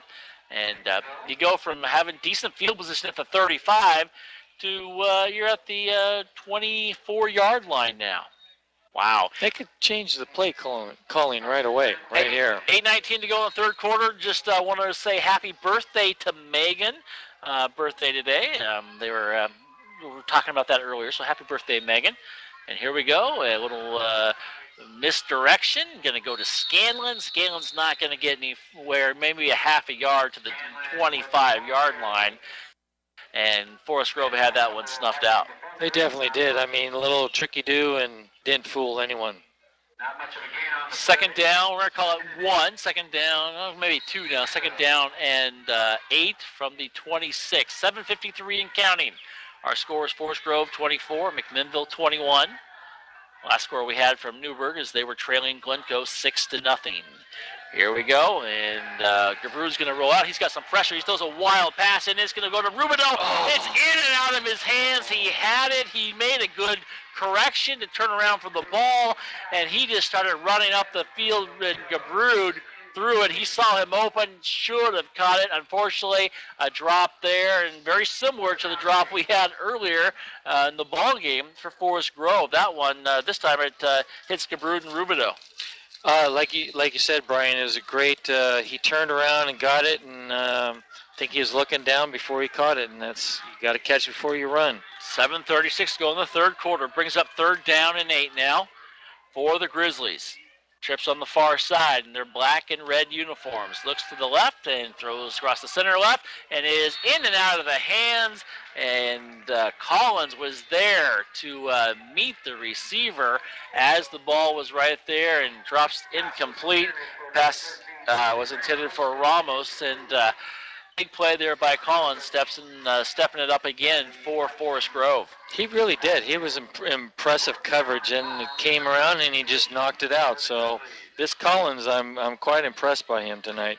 Well, once again, 3 and out for McMinnville as they're getting ready. Gabrew's 5 for 10 on the night, 59 yards, and a bad snap, and Gabrew's going to pick it up in the end zone, and he is going to try to run it out. He's going to run it out. He does. Across the 10, the 20, and then down inside the 25, the 30, and it's going to be out of bounds. It's going to be Forest Grove ball right there, and that is huge. Smart play by Gabrewd because you take the 2 points. He doesn't want to do that. He tries to go on the right-hand side, and can he find somewhere to kick it? There's no way you're going to kick it on the run like that, and he got it down to the 30, so it's one of those weird plays there. What do you do? Well, like in that first quarter when Gage went back to punt, there was a high snap. High snap here. They need to cure this right now. They need to stop this. This is not what you can't be giving the ball to Forest Grove on their own 30. 1st and 10 from the 30. And now if you're the defense, you've got a little bit of pressure put on you once again. But do you stop the pressure against Forest Grove? I don't think so. Here it comes, and they throw it across the center into the hands of the tight end. And I'm going to talk slower because he just walked into the end zone. Tony Madiaco, 30-yard touchdown. And Forest Grove, they took 1 minute and 10 seconds off the clock. Madiaco with the touchdown. Wow, that's huge. I mean, Matt came with everything they had, but they should have kept a couple guys back in the safety position. And like you said, Brian, I could have walked in with that one. Well, coming on to kick, once again, will be Hitchcock, the junior. He's going to try to make this 31-21, extend the lead to 10 points. It's 30-21 now, pending the extra point. And here's the snap. It's good. The placement is good. And the kick is no good. 7:06 left to go in the third quarter. The Vikings, they extend their lead. They now lead 30-21. You're listening to the KLYC Game of the Week, McMinnville Grizzly football. We'll be back after this 1 minute break. 30-21, 9-point deficit. Forest Grove. What are you saving for? It's a good question because big dreams are financed by smart savings, and there's no better time to start saving than when you're young. That's why First Federal waives monthly service fees and minimum balance requirements for account holders under 18 years of age. So skip or run to First Federal because your big dreams of tomorrow really do start with saving today. Your friends at First Federal are ready to help you invest in your tomorrows. First Federal. We're here for you. If you're involved in a vehicle crash, you need to take your car or light truck to a repair center that will fix it right the first time. The philosophy of J&W CarStar Collision Repair Center in McMinnville is relax. We'll take it from here. Roger Fowler stands by his crew's reputation. J&W CarStar Collision Repair Center, 1100 Northeast Lafayette in McMinnville. Our score is 30-21 in favor of the Forest Grove Vikings right now. Mark, if you're McMinnville, you've got to make something happen. You've had a rough couple of minutes here. You've let up some points as Hitchcock's kick is going to be a line drive. It's going to be taken by Silver at the 21-yard line. Going to try to get a blocker in front of him. Goes across the 30, 35, stolen straight across the 40. The 50, he's hit from behind. He's in the Viking territory, down to the 44-yard line. He's going to try to get something going. He jumps up. He's excited. He's trying to get his team pumped up. And the Grizzlies have great field position with 6:56 to go in the third quarter. Well, Brian, good point. I mean, we can hear in the press box, hear people down below getting crazy. This is the spark that Mac needs right now.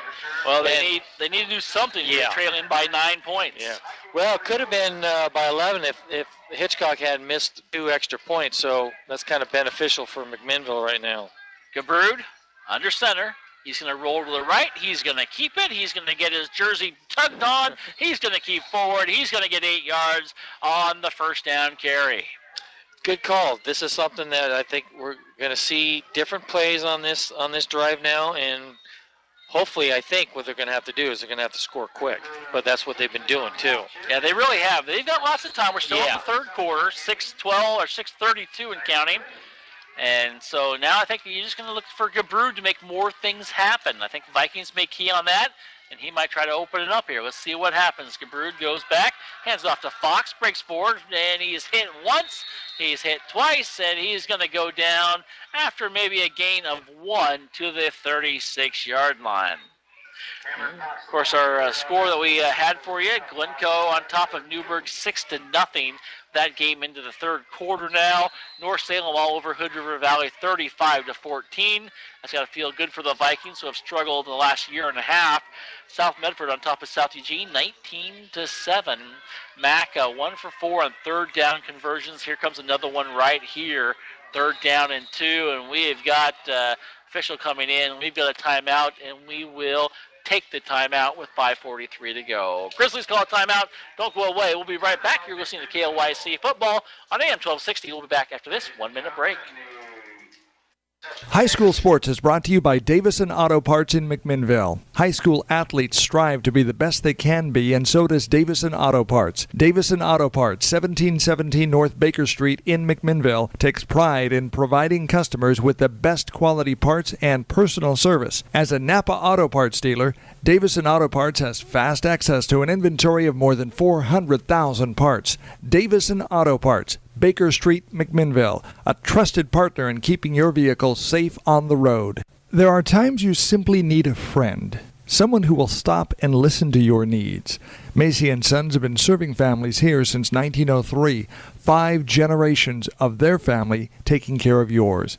Macy & Sons, in the business of helping people and meeting the individual needs of McMinnville area families, and will continue to do so in the future.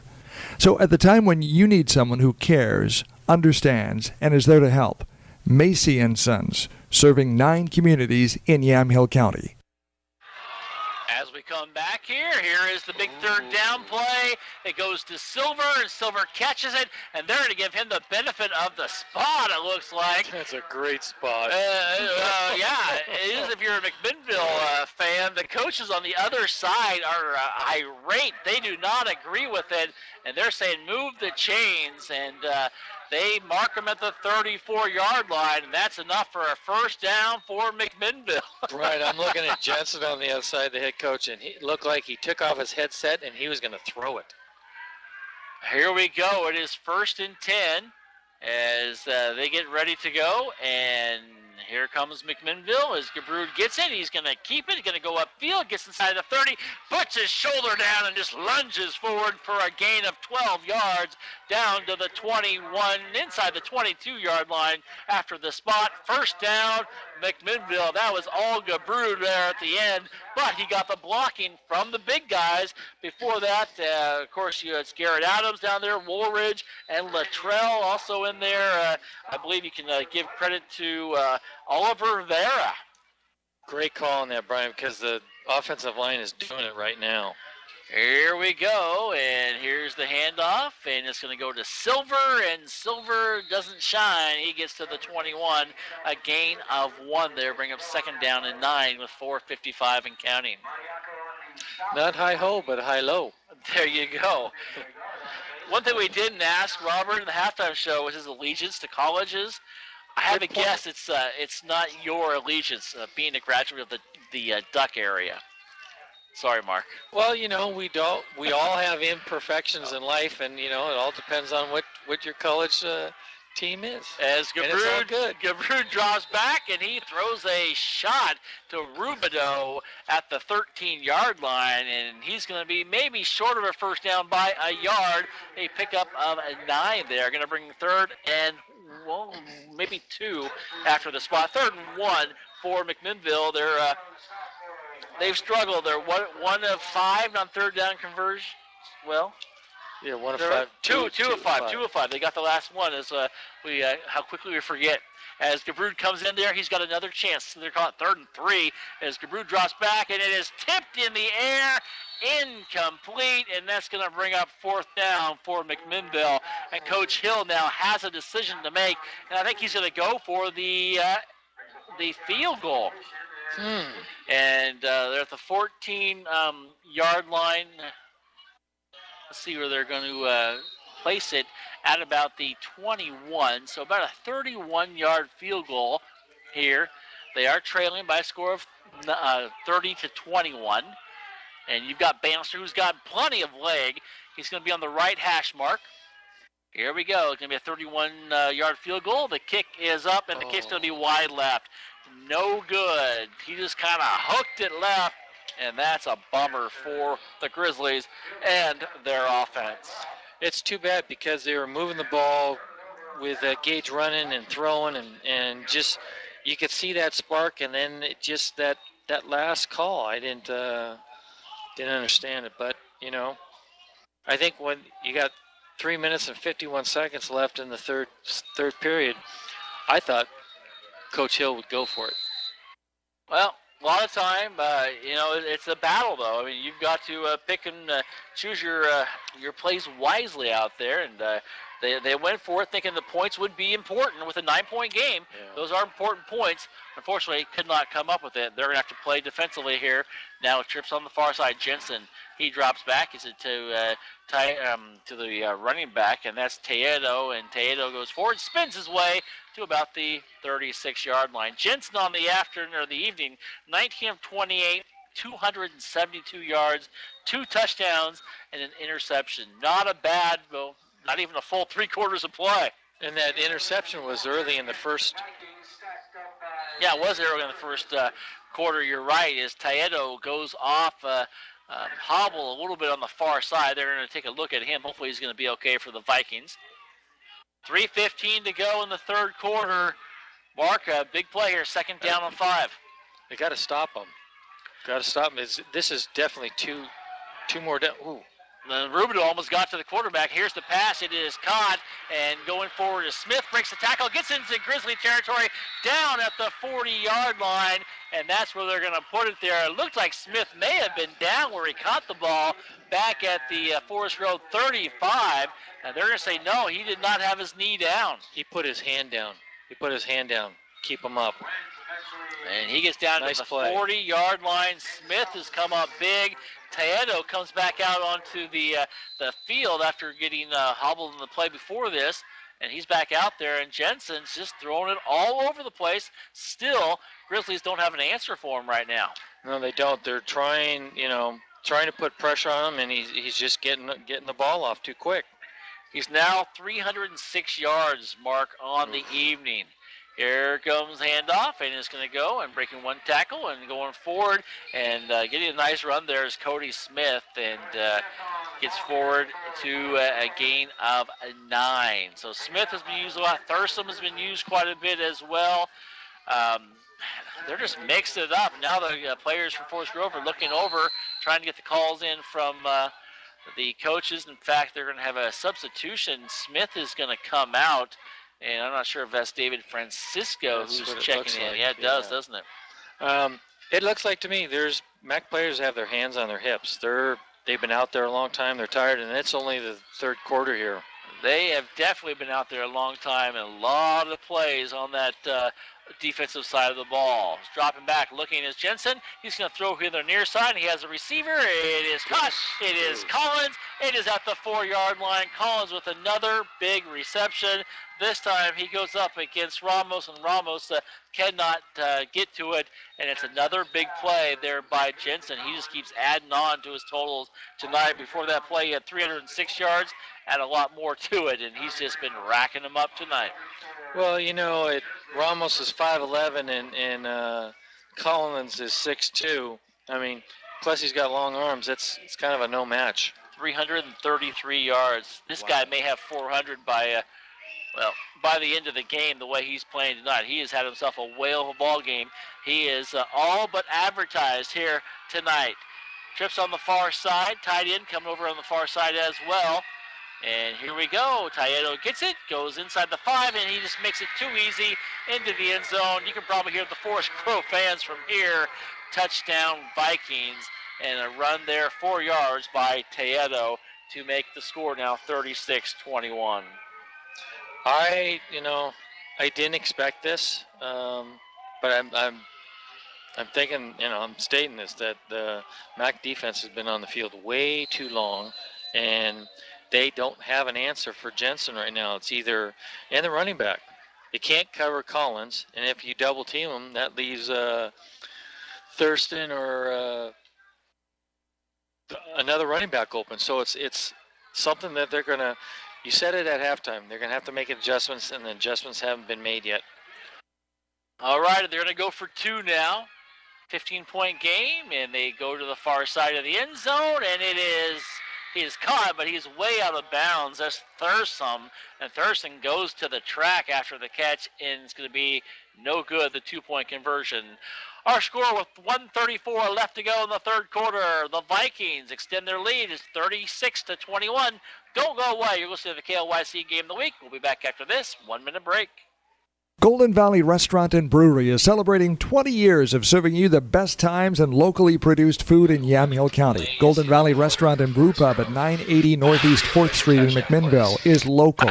Locally brewed refreshment, fresh local produce, steak specials every Wednesday night at 6 p.m. Golden Valley Restaurant and Brew Pub opens daily at 11, open till 9 p.m. Sunday, and most weekdays open till 10 Friday and Saturday. And they say go McMinnville and Newburgh High School.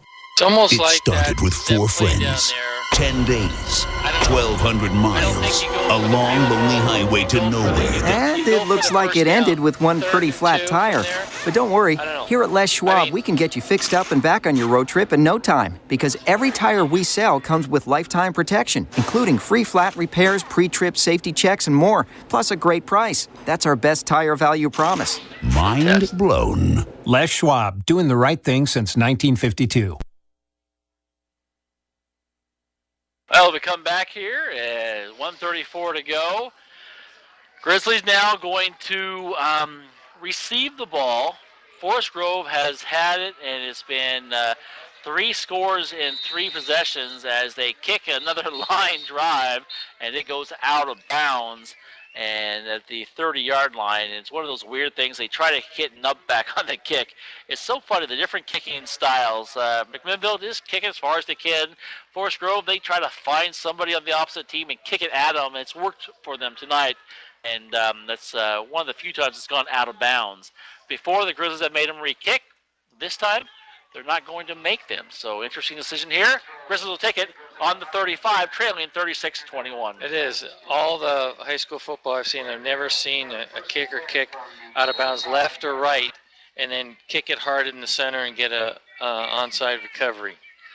11 plays, 19 points, 205 yards in the third quarter. Thanks, Robert. That is huge, huge. They 205 yards in the third, and we still got a minute and a half left. They may not. Well, they might get the ball back. We'll see. Gabrud drops back, throws across the center. Has Gabrud. He catches it across the 50. He gets inside Viking territory, still on the ball, just running and keeping the guy on him as he goes across the 40, inside the 35-yard line.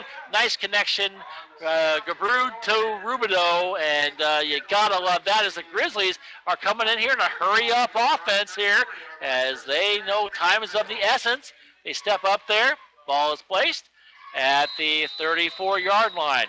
They're going to try to keep them off balance here a little bit. Shotgun formation. Gabrud hands it off. It goes to Silver. He's tripped up, still on his feet, and he is met up at the 30-yard line, but not before he got a gain of 4 yards to the 30. I like what I'm seeing here, this hurry-up offense. I mean, if they can score a touchdown still in the third quarter, they've got a chance. You always have a chance because you haven't started the fourth yet, but this would be an interesting game. They're only 2 scores down, so they're definitely they're in this ball game. So make sure we don't give the impression they're not. 2 receivers from the near side. They throw to the far side and in and out of the hands of Rubidoux. He tried to look upfield before the pass got there, Mark. It's too bad. That's happened before, and it's one of those things where we've talked about it tonight. You have to look the ball in, catch it, and then run with it. Another third down play. Remember, they've only converted 2 third downs on the evening, and third down and 6 now with 43 seconds to go. Rubidoux over on the far side, and 2 receivers here on the near side. And there's the passes out of lateral. He better get on top of it. He does. It goes back to the 38-yard line. Good play there by Fox to stay on top of it. Gabrud's 8 of 14, and that's 97 yards on the night. And that's going to bring up 4th down. Just want to thanks to Robert from the News Register, kind of our pseudo stats man tonight. Is stats man Jeff Ivey not here. He'll be back with us next week. He's taking a break, you know. He's got to eat some birthday cake tonight, his daughter's birthday. So happy birthday to her. As Gabrud's standing back at the 50-yard line. Good snap now. And he's going to go. It's going to be a fake. He's going to throw it. Has a receiver. It is caught. The 25, the 20, down inside the 15-yard line. They went for it on 4th down. A fake kick, a fake punt. And Eric Rodriguez, the senior, 5'7", gets the reception, gets a first down and more down to the 15-yard line. Gutsy play call to end the third quarter of play. I love it. I think that's so fantastic. Our score after 3, Forest Grove leads 36-21, but the Grizzlies are threatening. Don't go away. We'll be back after this 1-minute timeout.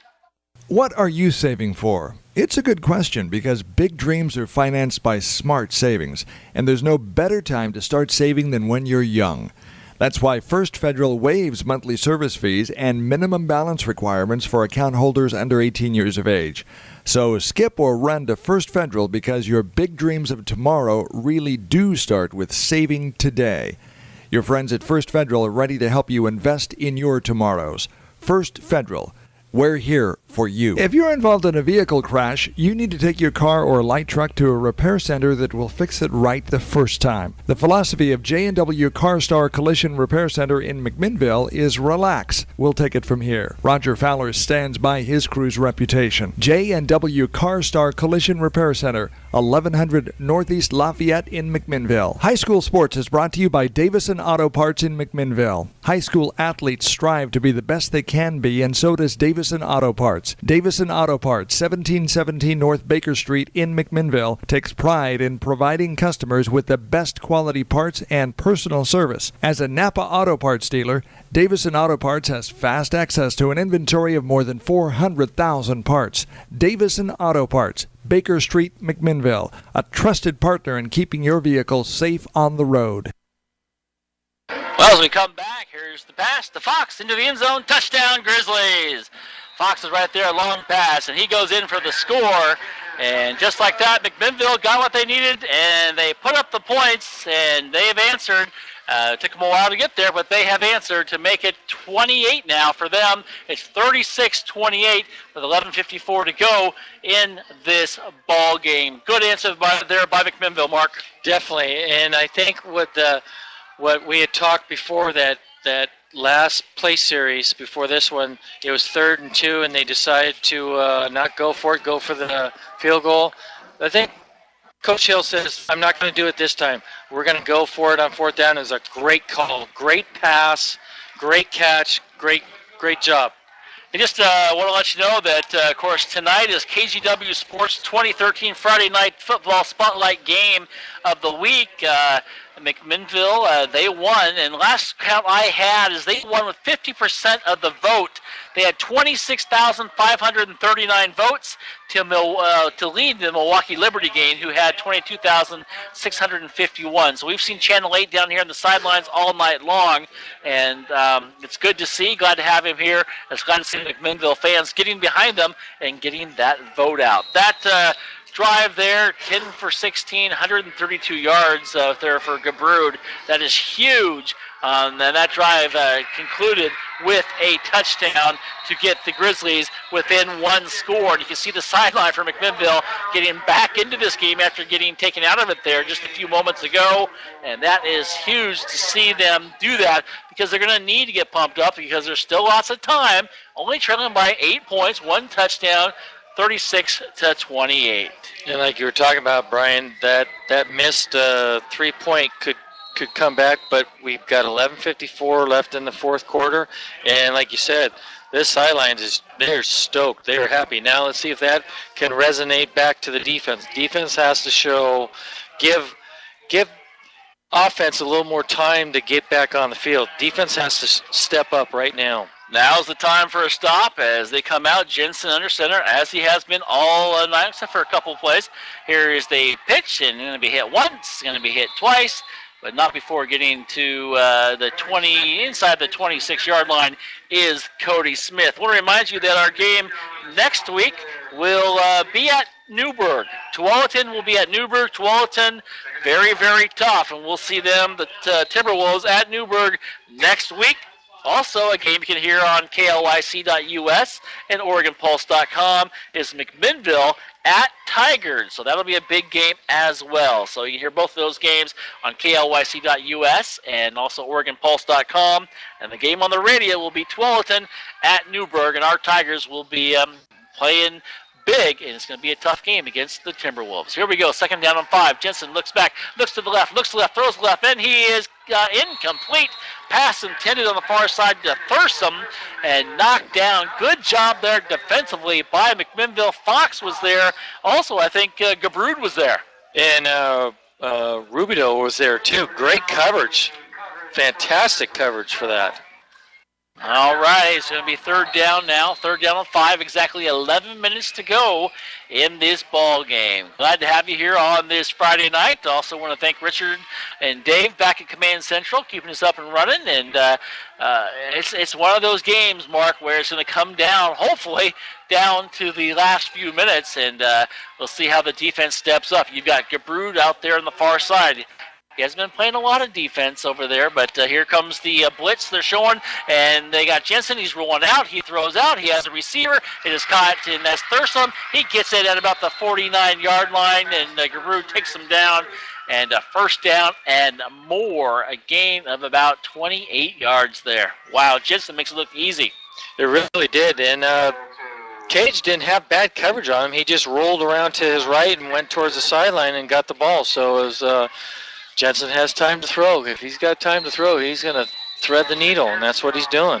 He's done it all night. It's all about timing patterns, isn't it? And it sure is. They have run those effectively all night. Still, Glencoe and Newburgh score we have is Glencoe leading 6-0 there into the 4th quarter. Forest Grove is 1 for 3 on 3rd downs, and big one there in the and then. Unfortunately, that was a big one, a really big one, to get him a 1st down here at the 49-yard line. Guess who gets it? It is going to be Smith. He breaks 1 tackle, 2nd tackle inside the 40, inside the 35, gets down near the 30, make it the 31-yard line. Another big gain, this one of 20 yards, and almost making it look too easy. That's what this offense can do for Forest Grove, is wear you down. I think the defense might be a little worn down right now for the Grizzlies. And that's what we've been talking about, and right now, the team that wants this game is going to control the line of scrimmage, and right now it's Forest Grove. They are pushing McMinnville every which way, even loose. 10:02 and counting to go in the ball game. It's 36-28. Forest Grove with the lead and the ball at the 31-yard line, 1st and 10 of McMinnville.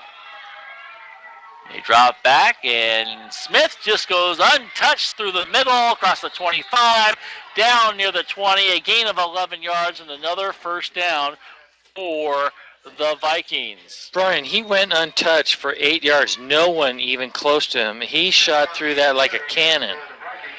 And, I think the passing game has opened up that for the offensive line a little bit as the Grizzlies make some substitutions in there, and how do you stop that? I don't know. They're going to have to come up with something here. Hopefully, still lots of time. I mean, we have 9:31 to go in the game, and it's been a long game. It's 9:16 at night here in the West Coast, if you're tuning in elsewhere.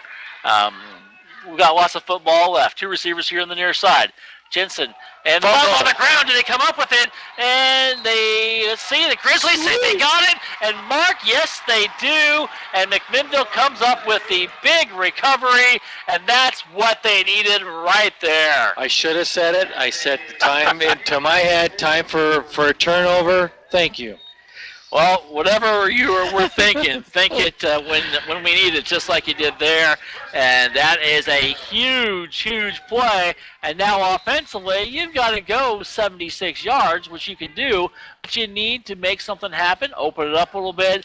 And that is a huge play in this ball game. And like you said, Brian, this is something where you got a lot of time, but you can't be too conservative on your play calling. You have to open this up. Clevenger here on the near side for McMinnville. Shotgun formation for Gabrud. He's going to hand it off. No, he's going to keep it. He's going to step up. He's looking, has a receiver. He goes for it. It is incomplete. That was Silver coming off the backside. And really, they didn't expect Chad Smith to be there defensively. And Gabrud throws it up there, and kind of fortunate that Smith didn't pick it off. Incomplete. Going to bring up 2nd down now.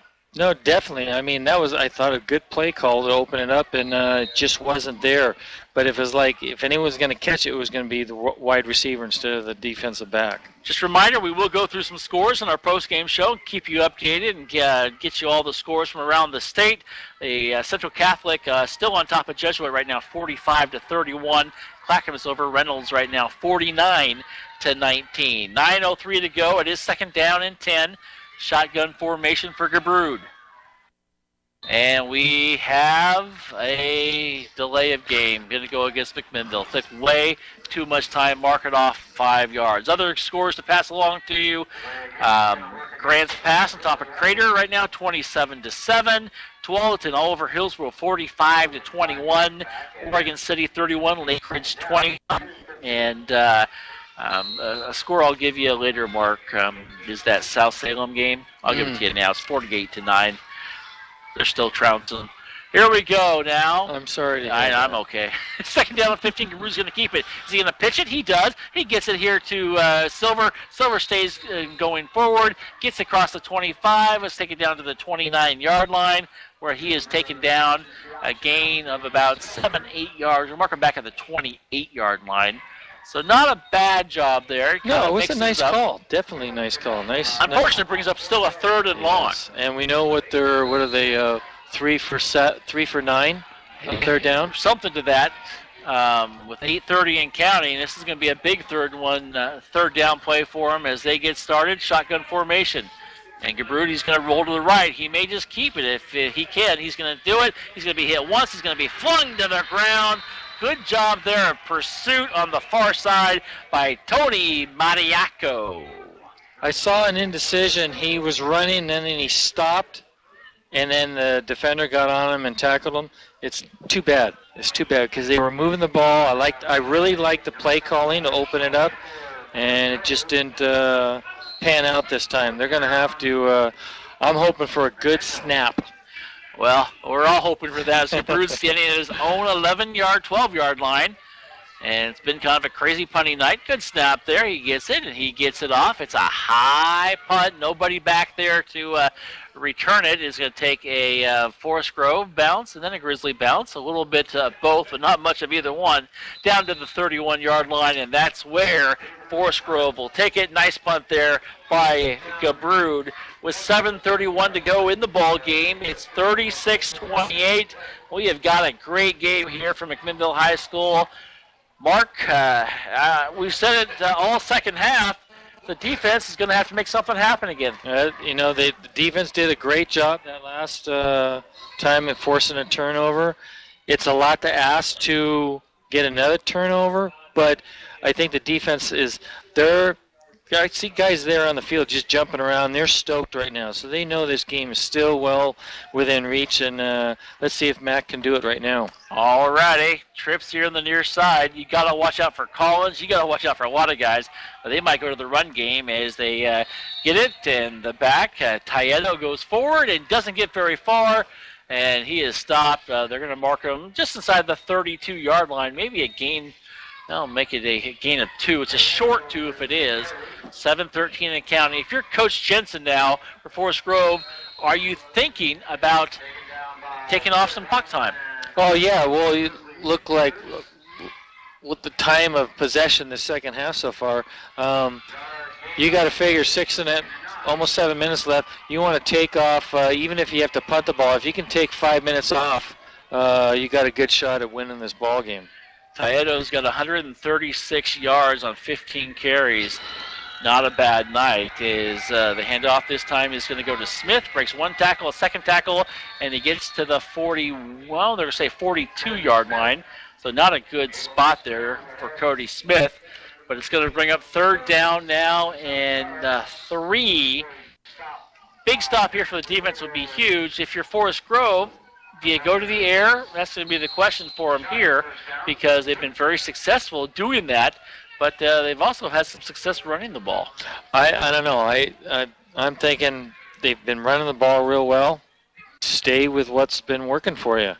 If Jensen's going to roll out, if they're not going to run it, he's going to roll out, and he might be able to pick up the first down. Grizzlies may try to just kind of put some pressure on Jensen now. They're going to show blitz, and they're going to go forward. They're going to try to roll to the right. Jensen's going to roll to the right. He has a receiver, and it is caught at the 45-yard line, and it's going to be a first down and more. Big pickup. Nice route there by Thurston. Once again, they run these routes, kind of a curl route point right there. Ball was there. The ball was low. Only person that can catch it is the wide receiver, and that's worked for him all night long. What a game Jensen's had. He's close to 400 yards tonight. Oh, definitely. It was a great play call and great execution. He rolled out to his right, and like you said, Brian, the only person that was going to catch it was going to be his right wide receiver. All righty. Of course, Glencoe Newburgh playing on KLYC.us. That game is still 6-0 last I had here, and you can check that out if you like at KLYC.us. Here's the handoff going to Smith. Goes forward, breaks a tackle, gets down inside the 40, down to the 39-yard line, and gets a gain of 6.5 yards. He'll do that all night long and be very, very happy about it. Well, Coach Jensen has to be just ecstatic on his first down play calling and execution. It's they're getting 4 or 5 yards every time they run the ball or pass the ball. So you get yourself in a second and 5, you're doing great. And what are they doing? Something they haven't done? They're taking time off the clock. Exactly. Now let's see. 2nd down and 4. 4:44 and counting. And 4 on the far side for Forest Grove. That's Cody Fletcher. And Mack has only had 5 plays in this fourth quarter. Roberts passing that on to us. That's a huge play. As Smith gets the ball, goes forward. He's going to be short of a first down. Gets a gain of about 1 yard. And it's going to bring up another big 3rd down play, Mark. 3rd and 3, I think it is. This is 3rd 2.5, 3rd 3. They're going to have to come some play. DBs are going to have to play tight. Pin your ears back and go for the blitz. They've done that before. They've been burned by it before. This is true. And Coach Jensen, his team, he knows what his son can do at quarterback position. He's worked very well, and they have thrown it all over the place. They've mixed it up very well and been very effective all throughout this ball game. Another turnover we need. That would be nice, wouldn't it? As they go and they've got flags, and Jensen's with his hands up saying, what did we do? And it looks like it's going to be a delay game. It's going to go against Forest Grove, and that may have been a little bit of a break that the McMinnville Grizzlies needed with 3:46 to go in the ball game. That's going to make it 3rd down and a long 7 here to go. Almost make it 8 to go here in this ball game. Well, you know what's going to happen. They're not going to run it. They're going to he's going to roll out to his right and pass it or run it. Well, with 3:46, the one thing he does is stops the clock and moves them back. And now, if they can make it come up with a big stop, that would be huge. And Jensen is going to be under center. Smith, the lone back in the backfield. He pitches to Smith there and do a little razzle-dazzle. Flea flicker, here it comes. Jensen gets hit hard. He gets the ball up. The ball's going to be a lame duck, and it's still caught. It just looked caught by Thurston, and he is going to go and do the end zone touchdown. Wow, a lame duck, and back there, I believe that was Scanlon who had a beat on the ball and could not come up with it, and not a very good thrown pass. Jensen got rocked, and they're looking at him right now, making sure he's okay after that pass. But it goes in for the score with 3:30 to go to make it 42-28. I don't know if that's the one that killed the. Usually you see that flea flicker once a game. Yeah, but twice in the same end and worked both times. Yeah. It's a tough one. But like you were saying, Brian, that was a lame duck pass. But I think it was Cameron Markham that was on the coverage, and it didn't. He got the ball, but the wide receiver went around to his right side, and he just ran it in for a touchdown. And the kick is up, and good. The kick is good. 43-28 left to go in the ball game. What a big game it's been for Jensen for Forest Grove. He's got 406 yards in the air. Don't go away. There's still a chance for the McMinnville. They've got to strike quick. You're listening to the KLYC Game of the Week. We're back after this. Timeout. There are times you simply need a friend, someone who will stop and listen to your needs. Macy and Sons have been serving families here since 1903. 5 generations of their family taking care of yours. Macy and Sons, in the business of helping people and meeting the individual needs of McMinnville area families, and will continue to do so in the future. So at the time when you need someone who cares, understands, and is there to help, Macy and Sons, serving 9 communities in Yamhill County. Golden Valley Restaurant and Brewery is celebrating 20 years of serving you the best times and locally produced food in Yamhill County. Golden Valley Restaurant and Brew Pub at 980 Northeast 4th Street in McMinnville is local, locally brewed refreshment, fresh local produce. Steak specials every Wednesday night at 6 p.m. Golden Valley Restaurant and Brew Pub opens daily at 11, open till 9 p.m. Sunday, and most weekdays open till 10 Friday and Saturday. And they say go McMinnville and Newburgh High School. As we come back here, we've had lots of razzle-dazzle tonight. 2 times the Flea Flicker has worked for the Forest Grove Vikings as Hitchcock puts a foot into it. Low line drive is going to be taken at about the 20-yard line. Going to be by Scanlon. Breaks one tackle. Second tackle goes across the 50, 45. He's in Forest Grove territory, and he is taken down at the 42-yard line. And Scanlon with a nice run back there puts the Grizzlies in good field position, but they don't have a lot of time. 3:22 to go in the ball game. And, of course, Robert from the News Register is up here with us, and all I have to say is I'm glad it's you and not me. That's all I'm going to say. As we have some time, Mark, but you've got to strike quickly, and you've got your timeouts. You've got 2 left. 2 of them. Yeah. And you've got to score quickly, and then you've got to see what happens after that, as Forest Grove's having trouble putting guys out on the field. Gavrud. He's in shotgun formation. The lineman does get in there on time. He might be a little too far back. Let's see if they decide to call it. Nope. Gabrud drops back, throws across the center, and Rubidoux catches it, and he is hit and taken down at the 20-yard line. Nice play there by Rubidoux, and nice stop there. Quick hurry up. As they take him down immediately. You're right. They're going to run to the ball quickly as they're going to take another lineman off the field. Here they come. Gabrud, shotgun formation. Drops back, looks to the left, throws to the left, has a receiver. Guess who? It's Rubidoux, and he is sandwiched there at the 13-yard line, but he stays in bounds with 3 minutes and counting to go here in the ball game. I think the thing that surprises me most about this game is they didn't score any points against Tualatin, and they put up 43 tonight. Yeah, they're taking it out tonight a little bit on McMinnville.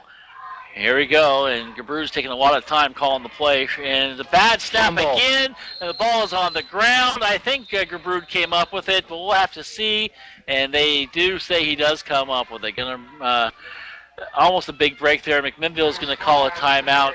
We will take the timeout as well. 2:41 left to go in the ball game. Grizzlies not out of it. They're trying to see what they can do. They trail 43-28 over Forest Grove. We're back after this on the KLYC Game of the Week. What are you saving for? It's a good question because big dreams are financed by smart savings, and there's no better time to start saving than when you're young. That's why First Federal waives monthly service fees and minimum balance requirements for account holders under 18 years of age. So skip or run to First Federal because your big dreams of tomorrow really do start with saving today. Your friends at First Federal are ready to help you invest in your tomorrows. First Federal. We're here for you. If you're involved in a vehicle crash, you need to take your car or light truck to a repair center that will fix it right the first time. The philosophy of J&W CarStar Collision Repair Center in McMinnville is relax. We'll take it from here. Roger Fowler stands by his crew's reputation. J&W CarStar Collision Repair Center, 1100 Northeast Lafayette in McMinnville. As we come back here, and Grizzlies trail 43-28, final quarter, 2:41 and counting.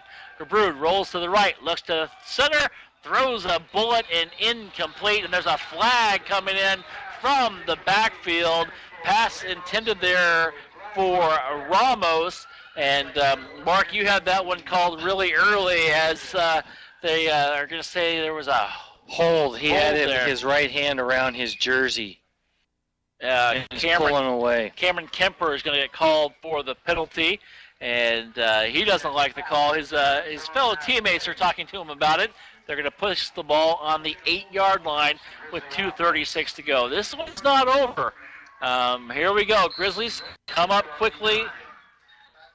Gabrud taking his time. Single coverage on the far side to Fox. Wouldn't be surprised if they get it to him. Looking here's Gabrud. Looks to the left. Looks to the right. He's going to be flushed out. He's going to be thrown out of bounds. Maybe credit with a gain of a yard, but there is a hold call on the Grizzlies. Back in the backfield. Tough one there. It is, but the only benefit on that was the defender threw Gage out of the end line there to stop the clock. Unfortunately, the penalty's doing it too. Yeah. But they're going to move it back, and that's just a tough one for McMinnville. And just a reminder, we will have the post-game show after a quick timeout, and we have got some finals from around the state to pass along to you and keep you updated on scores as they move the ball back to the 21-yard line. Well, I hate to joke about it, but it opens up the field once again. My thought too. Why not? 43-28. Forest Grove with the lead over McMinnville. 2:28 to go in the ball game. Grizzlies with the ball on the 21. Gabrud with Fox in motion. Now here on the near side. Rolling to the left, looking to the left. Gabrud goes for Fox into the end zone. He is pushed, and the ball is incomplete and was caught by... I think that was Cameron Kemper, but he was out of bounds, so the interception is not there, and it's going to move it back, or should bring it back to the 21, and Gabrud's going to go to coaches and get another play call here. Not a bad play call. The only thing is the Vikings had it well covered. And a nice interception out of bounds by the defender. And it was really close to him keeping his feet in bounds as well in the end zone. Here goes Gabrud, rolls to the right. He looks. He's going to have a receiver. That's Silver. He catches it, and he is hit. He's trying to fall inside the 25. He's going to be marked, at the 15. He's going to be marked at the 14. And the Grizzlies have called another timeout. We'll keep it right here so we can tell you what's going on next week as well with 2:09 to go in this ball game. Next week, Mark, we've got Tualatin at Newburgh here on AM 1260 KLYC. On the road, McMinnville will be, as they'll be at Tigard taking on the Tigers, and that'll be a game that, after this one will be another tough one because Tigard playing very well. They are ranked in the top 10 in the state. And in fact, they're number 2 if I go through my notes here quickly. And so that's going to be huge. They are number 2. McMinnville 12th coming in here tonight. Tualatin also in the Pacific Conference at number 14. Both of those games next week you can hear on AM 1260 KLYC and also KLYC.us and OregonPulse.com. What I'm liking about what I'm seeing right now is they're not giving up, which is great. They aren't. It's 3rd and goal from the 14. They're 3 of 8, 2 of 8 on third down conversions. Here comes Gabrud. He gets it to Rubidoux, and he gets it into the end zone. Touchdown, Rubidoux and McMinnville Grizzlies. That's what I'm liking. Nice pinpoint pass. Gabrud got it right in there to Rubidoux, and with 2:02 to go, this game is not over, folks.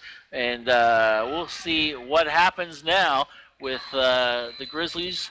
Let's see, they're trailing by 9. By 9. They're going to have to go for 2. Right, they're going to have to go for 2, and then I would like to see an onside kick because I don't think the defense can stop them. Well, I think you got to get the 2-point conversion exactly. here.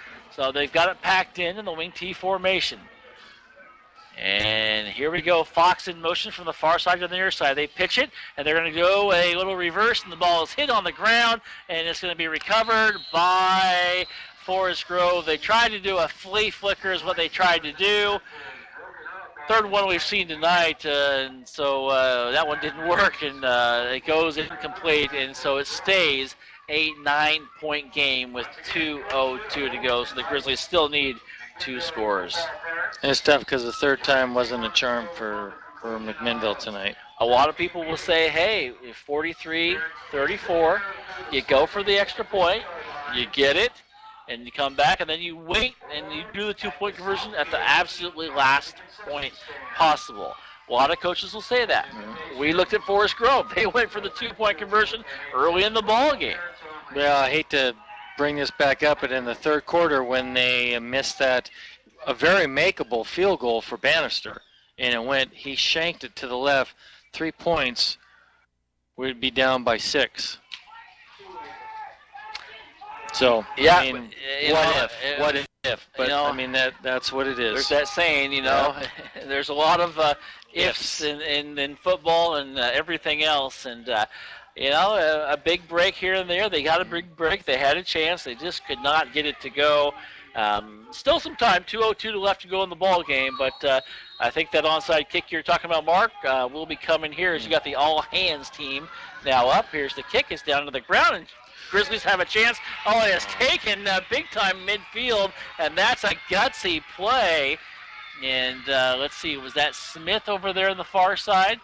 I couldn't No, see. it wasn't. It was Thursam, and he just went right after it. And Thursam, that's a tough one because it's right there. It's in the air, and everyone else is kind of gallantly just kind of getting ready to pounce on it, and he just comes flying in there. He picks it up and gets a few yards and a little bit more. And most importantly, he gets the ball back. And if you're Coach Jensen and you're Forest Grove, you're throw the ball. I'm surprised. I think you're just going to run and take some time off the clock. No timeouts for Grizzlies. Right, no timeouts. 2:02. You get 1 first down and you run the ball, the game's over. All righty. Unless there's a penalty or a fumble or something. Just a reminder, Linfield football tomorrow, 12:30 kickoff. You can hear all the action on AM 1260 KLYC. Here is the snap, and the handoff goes to Smith. He goes forward, and he just kind of strings it out. And the worst part about that for him is he gets strung out, and it does go out of bounds. The clock continues to tick. Fox with the tackle.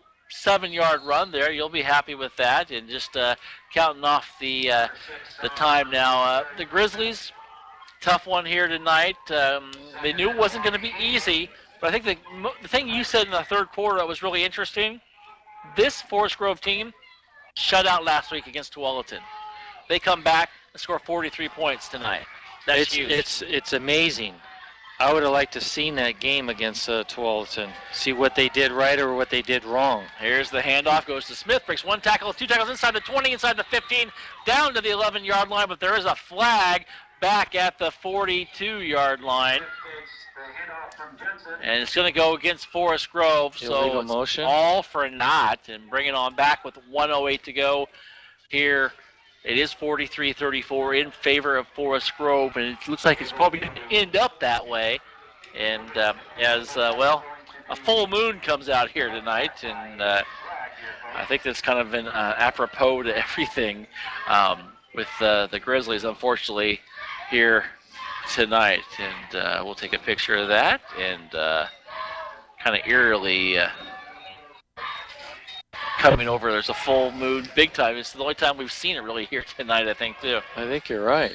All righty, here we go, and this will pretty much maybe get one more play out of it. If they decide to keep it in bounds. All right, let's have 2 more snaps of the ball, and we've got flags thrown in all over the place. And we'll see what they're going to do is they're going to mark it off, and they're counting the players. Illegal substitution that they're doing. They're going to bring it off against They had 12 Forest Grove. players. They had 12 players on the team. And guess what number ran off the field? 12. Number 12. There you go. Zach Collins. That's the only thing Zach really did wrong all night long. He has been an integral part of this team. He has played very, very well. Just a reminder, next week we will have Tualatin at Newburgh here on AM 1260 KLYC. As the ball is snapped, and they're going to say it's on the ground, and McMinnville saying they came up with the ball. They're all pointing to it. The officials saying, no, I don't think so. Now they're thinking maybe they do. Big discussion there at the 44-yard line, and now the heads go back for McMinnville like they can't believe what just happened, and the head official is going to come out and say it's offsides against McMinnville. Did you see a flag go in there at all? Brian, you're correct. I didn't see a flag or anything. It was just McMinnville players were clapping and standing up and never saw anything else. I may have missed something, but last week we couldn't see the flags because they were blue.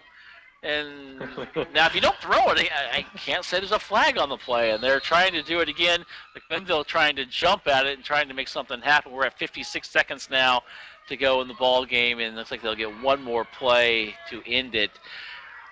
You got to give it to both these teams. I think Forest Grove impressed me big time here tonight with the way they played. Unfortunately for McMinnville, they lost. They left a lot of it on the field. They had some errors. They had some mistakes. This is a game they could have won, but they did make some errors tonight that really, I think, cost them the football game. Well, it's like Coach Hill said, we got to make sure that we win the battle of the turnovers, and evidently tonight they didn't, because like you said, Brian, they had some missed opportunities. Well, that'll be the last play now as Jensen and Smith congratulate each other, and they're going to meet each other at the 50-yard line. They are very stoked. They wanted this game big time. They've got it. The 43-34 victory over the McMinnville Grizzlies. A tough one here tonight from McMinnville High School. And as the full moon comes out, Coach Jensen and his team very happy. Coach Hill and his team, they know they got some things to work on. And they knew it was going to be a big game. And Channel 8 was here. We're here. Everybody else. We had the Channel 12 helicopter during the first quarter. It was just been a crazy playoff atmosphere. And you've got to be very happy if you're Forest Grove. McMinnville, they had some opportunities. They didn't convert on them, though. No, and the ones that I flashed back real quick was that I think in the second quarter down at the 2-yard line, and they went for it on fourth down and didn't execute properly and didn't score. And then the missed field goal. There's 7 to 10 points right there. I mean, that's it's critical, but to be a winning team, you have to make those plays. All righty, we will come back with the final part of the post-game show here in just a few minutes. Final score here from McMinnville High School, Forest Grove 43, McMinnville 34. You're listening to the KLYC Game of the Week. We'll be back after this 2-minute timeout. High school sports is brought to you by Davison Auto Parts in McMinnville. High school athletes strive to be the best they can be, and so does Davison Auto Parts. Davison Auto Parts, 1717 North Baker Street in McMinnville, takes pride in providing customers with the best quality parts and personal service. As a Napa Auto Parts dealer, Davison Auto Parts has fast access to an inventory of more than 400,000 parts. Davison Auto Parts, Baker Street, McMinnville, a trusted partner in keeping your vehicle safe on the road. There are times you simply need a friend, someone who will stop and listen to your needs. Macy & Sons have been serving families here since 1903, 5 generations of their family taking care of yours. Macy & Sons, in the business of helping people and meeting the individual needs of McMinnville area families, and will continue to do so in the future. So at the time when you need someone who cares, understands, and is there to help, Macy & Sons, serving 9 communities in Yamhill County. Well, as we come back here, and kind of a somber crowd here, except if you're a Forest Grove fans, they're out there now. They're not a bad crowd that showed up here for them, but they are out there greeting each other and in a big circle, and very excited about their big victory tonight. And we've talked a little bit about it. It was a big victory in a game that they really wanted. It's a conference game. What do you do now if you're McMinnville? You come back, and you've got to come back because you will be playing on the road next week against Tigard. That's going to be, you think this game was tough. It seems like the Tualatin Tigard schools, they always play McMinnville tough, and it's a tough venue to play in Tigard. But if anyone can get this team pumped up and ready to go, Coach Hill can do it for them. Yeah, and I think Coach Hill, he'll talk to this team and say, you did some good things here tonight. Some good things, but like we talked before in the game, and it was McMinnville had the opportunities. That first and goal with 3 downs and going for it on 4th down.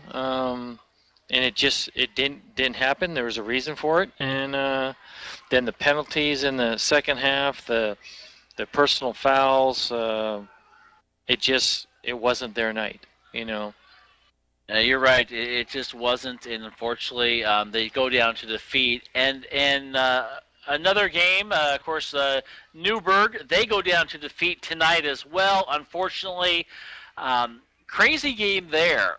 Final score 6-0. The only score was a 56-yard fumble recovery by Glencoe. Failed extra point. They win 6-0. If they don't get that, they're still playing that game for a long time here tonight. What a crazy game we had from Glencoe as well. Of course, you can hear all the action from McMinnville and Newburgh all year long at KLYC.us. Quickly going through some scores here. Let's go through them. Barlow losing to Grant tonight. McKay losing big to Beaverton, still going on 50-14. Beaverton scored 29 points in the third quarter. Tough one for McKay. Canby, they win tonight. Central Catholic, the Holy War, they win 45-31. Clackamas all over Reynolds. That game's still going on 56-25. Crater losing to Grants Pass tonight. Tualatin, they're on top of Hillsborough 45-29 in a league game. Oregon City, they win. They're victorious over Lake Ridge. McNary comes back. They're on top now. That game's still going on, 26-25 over Mountain View. As we said, Glencoe wins tonight over Newburgh 6-0. North Salem, first victory in a year and a half. They didn't win all last year. They're 0-3 going into tonight's game. They win 49-28 over Hood River Valley. Roseburg victorious tonight. Sheldon, they lose to North Medford. South Medford, they win over South Eugene. South Salem, my Saxons lose big, 58-9. It's going to be a rough week next week. Southridge, they're victorious. Aloha, they're losing to Sunset right now. Century getting killed by Tigard. I should say mauled, I guess, 42-0. And Sprague victorious tonight in a shocker, I believe. Most people would say over West Salem, 36-22, and then Westview on top right now of Gresham, 49-28. And last word we heard is we had Sheridan trailing in their ball game, but nothing besides that. Sheridan, of course, taking on Colton tonight. Mark, great job tonight. Thank you very much. Thank you. Want to thank Robert Hussman from the Newburgh or the News Register helping us out tonight, giving us some stats here. Jeff will be back with us next week. Want to thank everybody out there. Dave, thank you very much, and Richard getting us on here tonight and keeping us up and going as always. And want to thank you, our listeners, and all our sponsors here on AM 1260 KLYC, and also on OregonPulse.com and KLYC.us. I know a lot of listeners everywhere listening to these games, and thanks for the emails, all the fun stuff, and keeping us going here. What a great game tonight for Forest Grove. Tough one for McMinnville, but there's always next week. There's always next week for all these teams. Tualatin going to be taking on Newburgh, as we said. That'll be a game here on AM 1260 KLYC. Both games can be heard on KLYC.us and OregonPulse.com as well next week, as McMinnville will be on the road against Tigard. Our final score once again here tonight from McMinnville High School was 43, and I lost my notes right here. 34. 34, and there we go. Thanks for listening. I'm Brian Erickson. For Mark Reynolds, good night, everybody.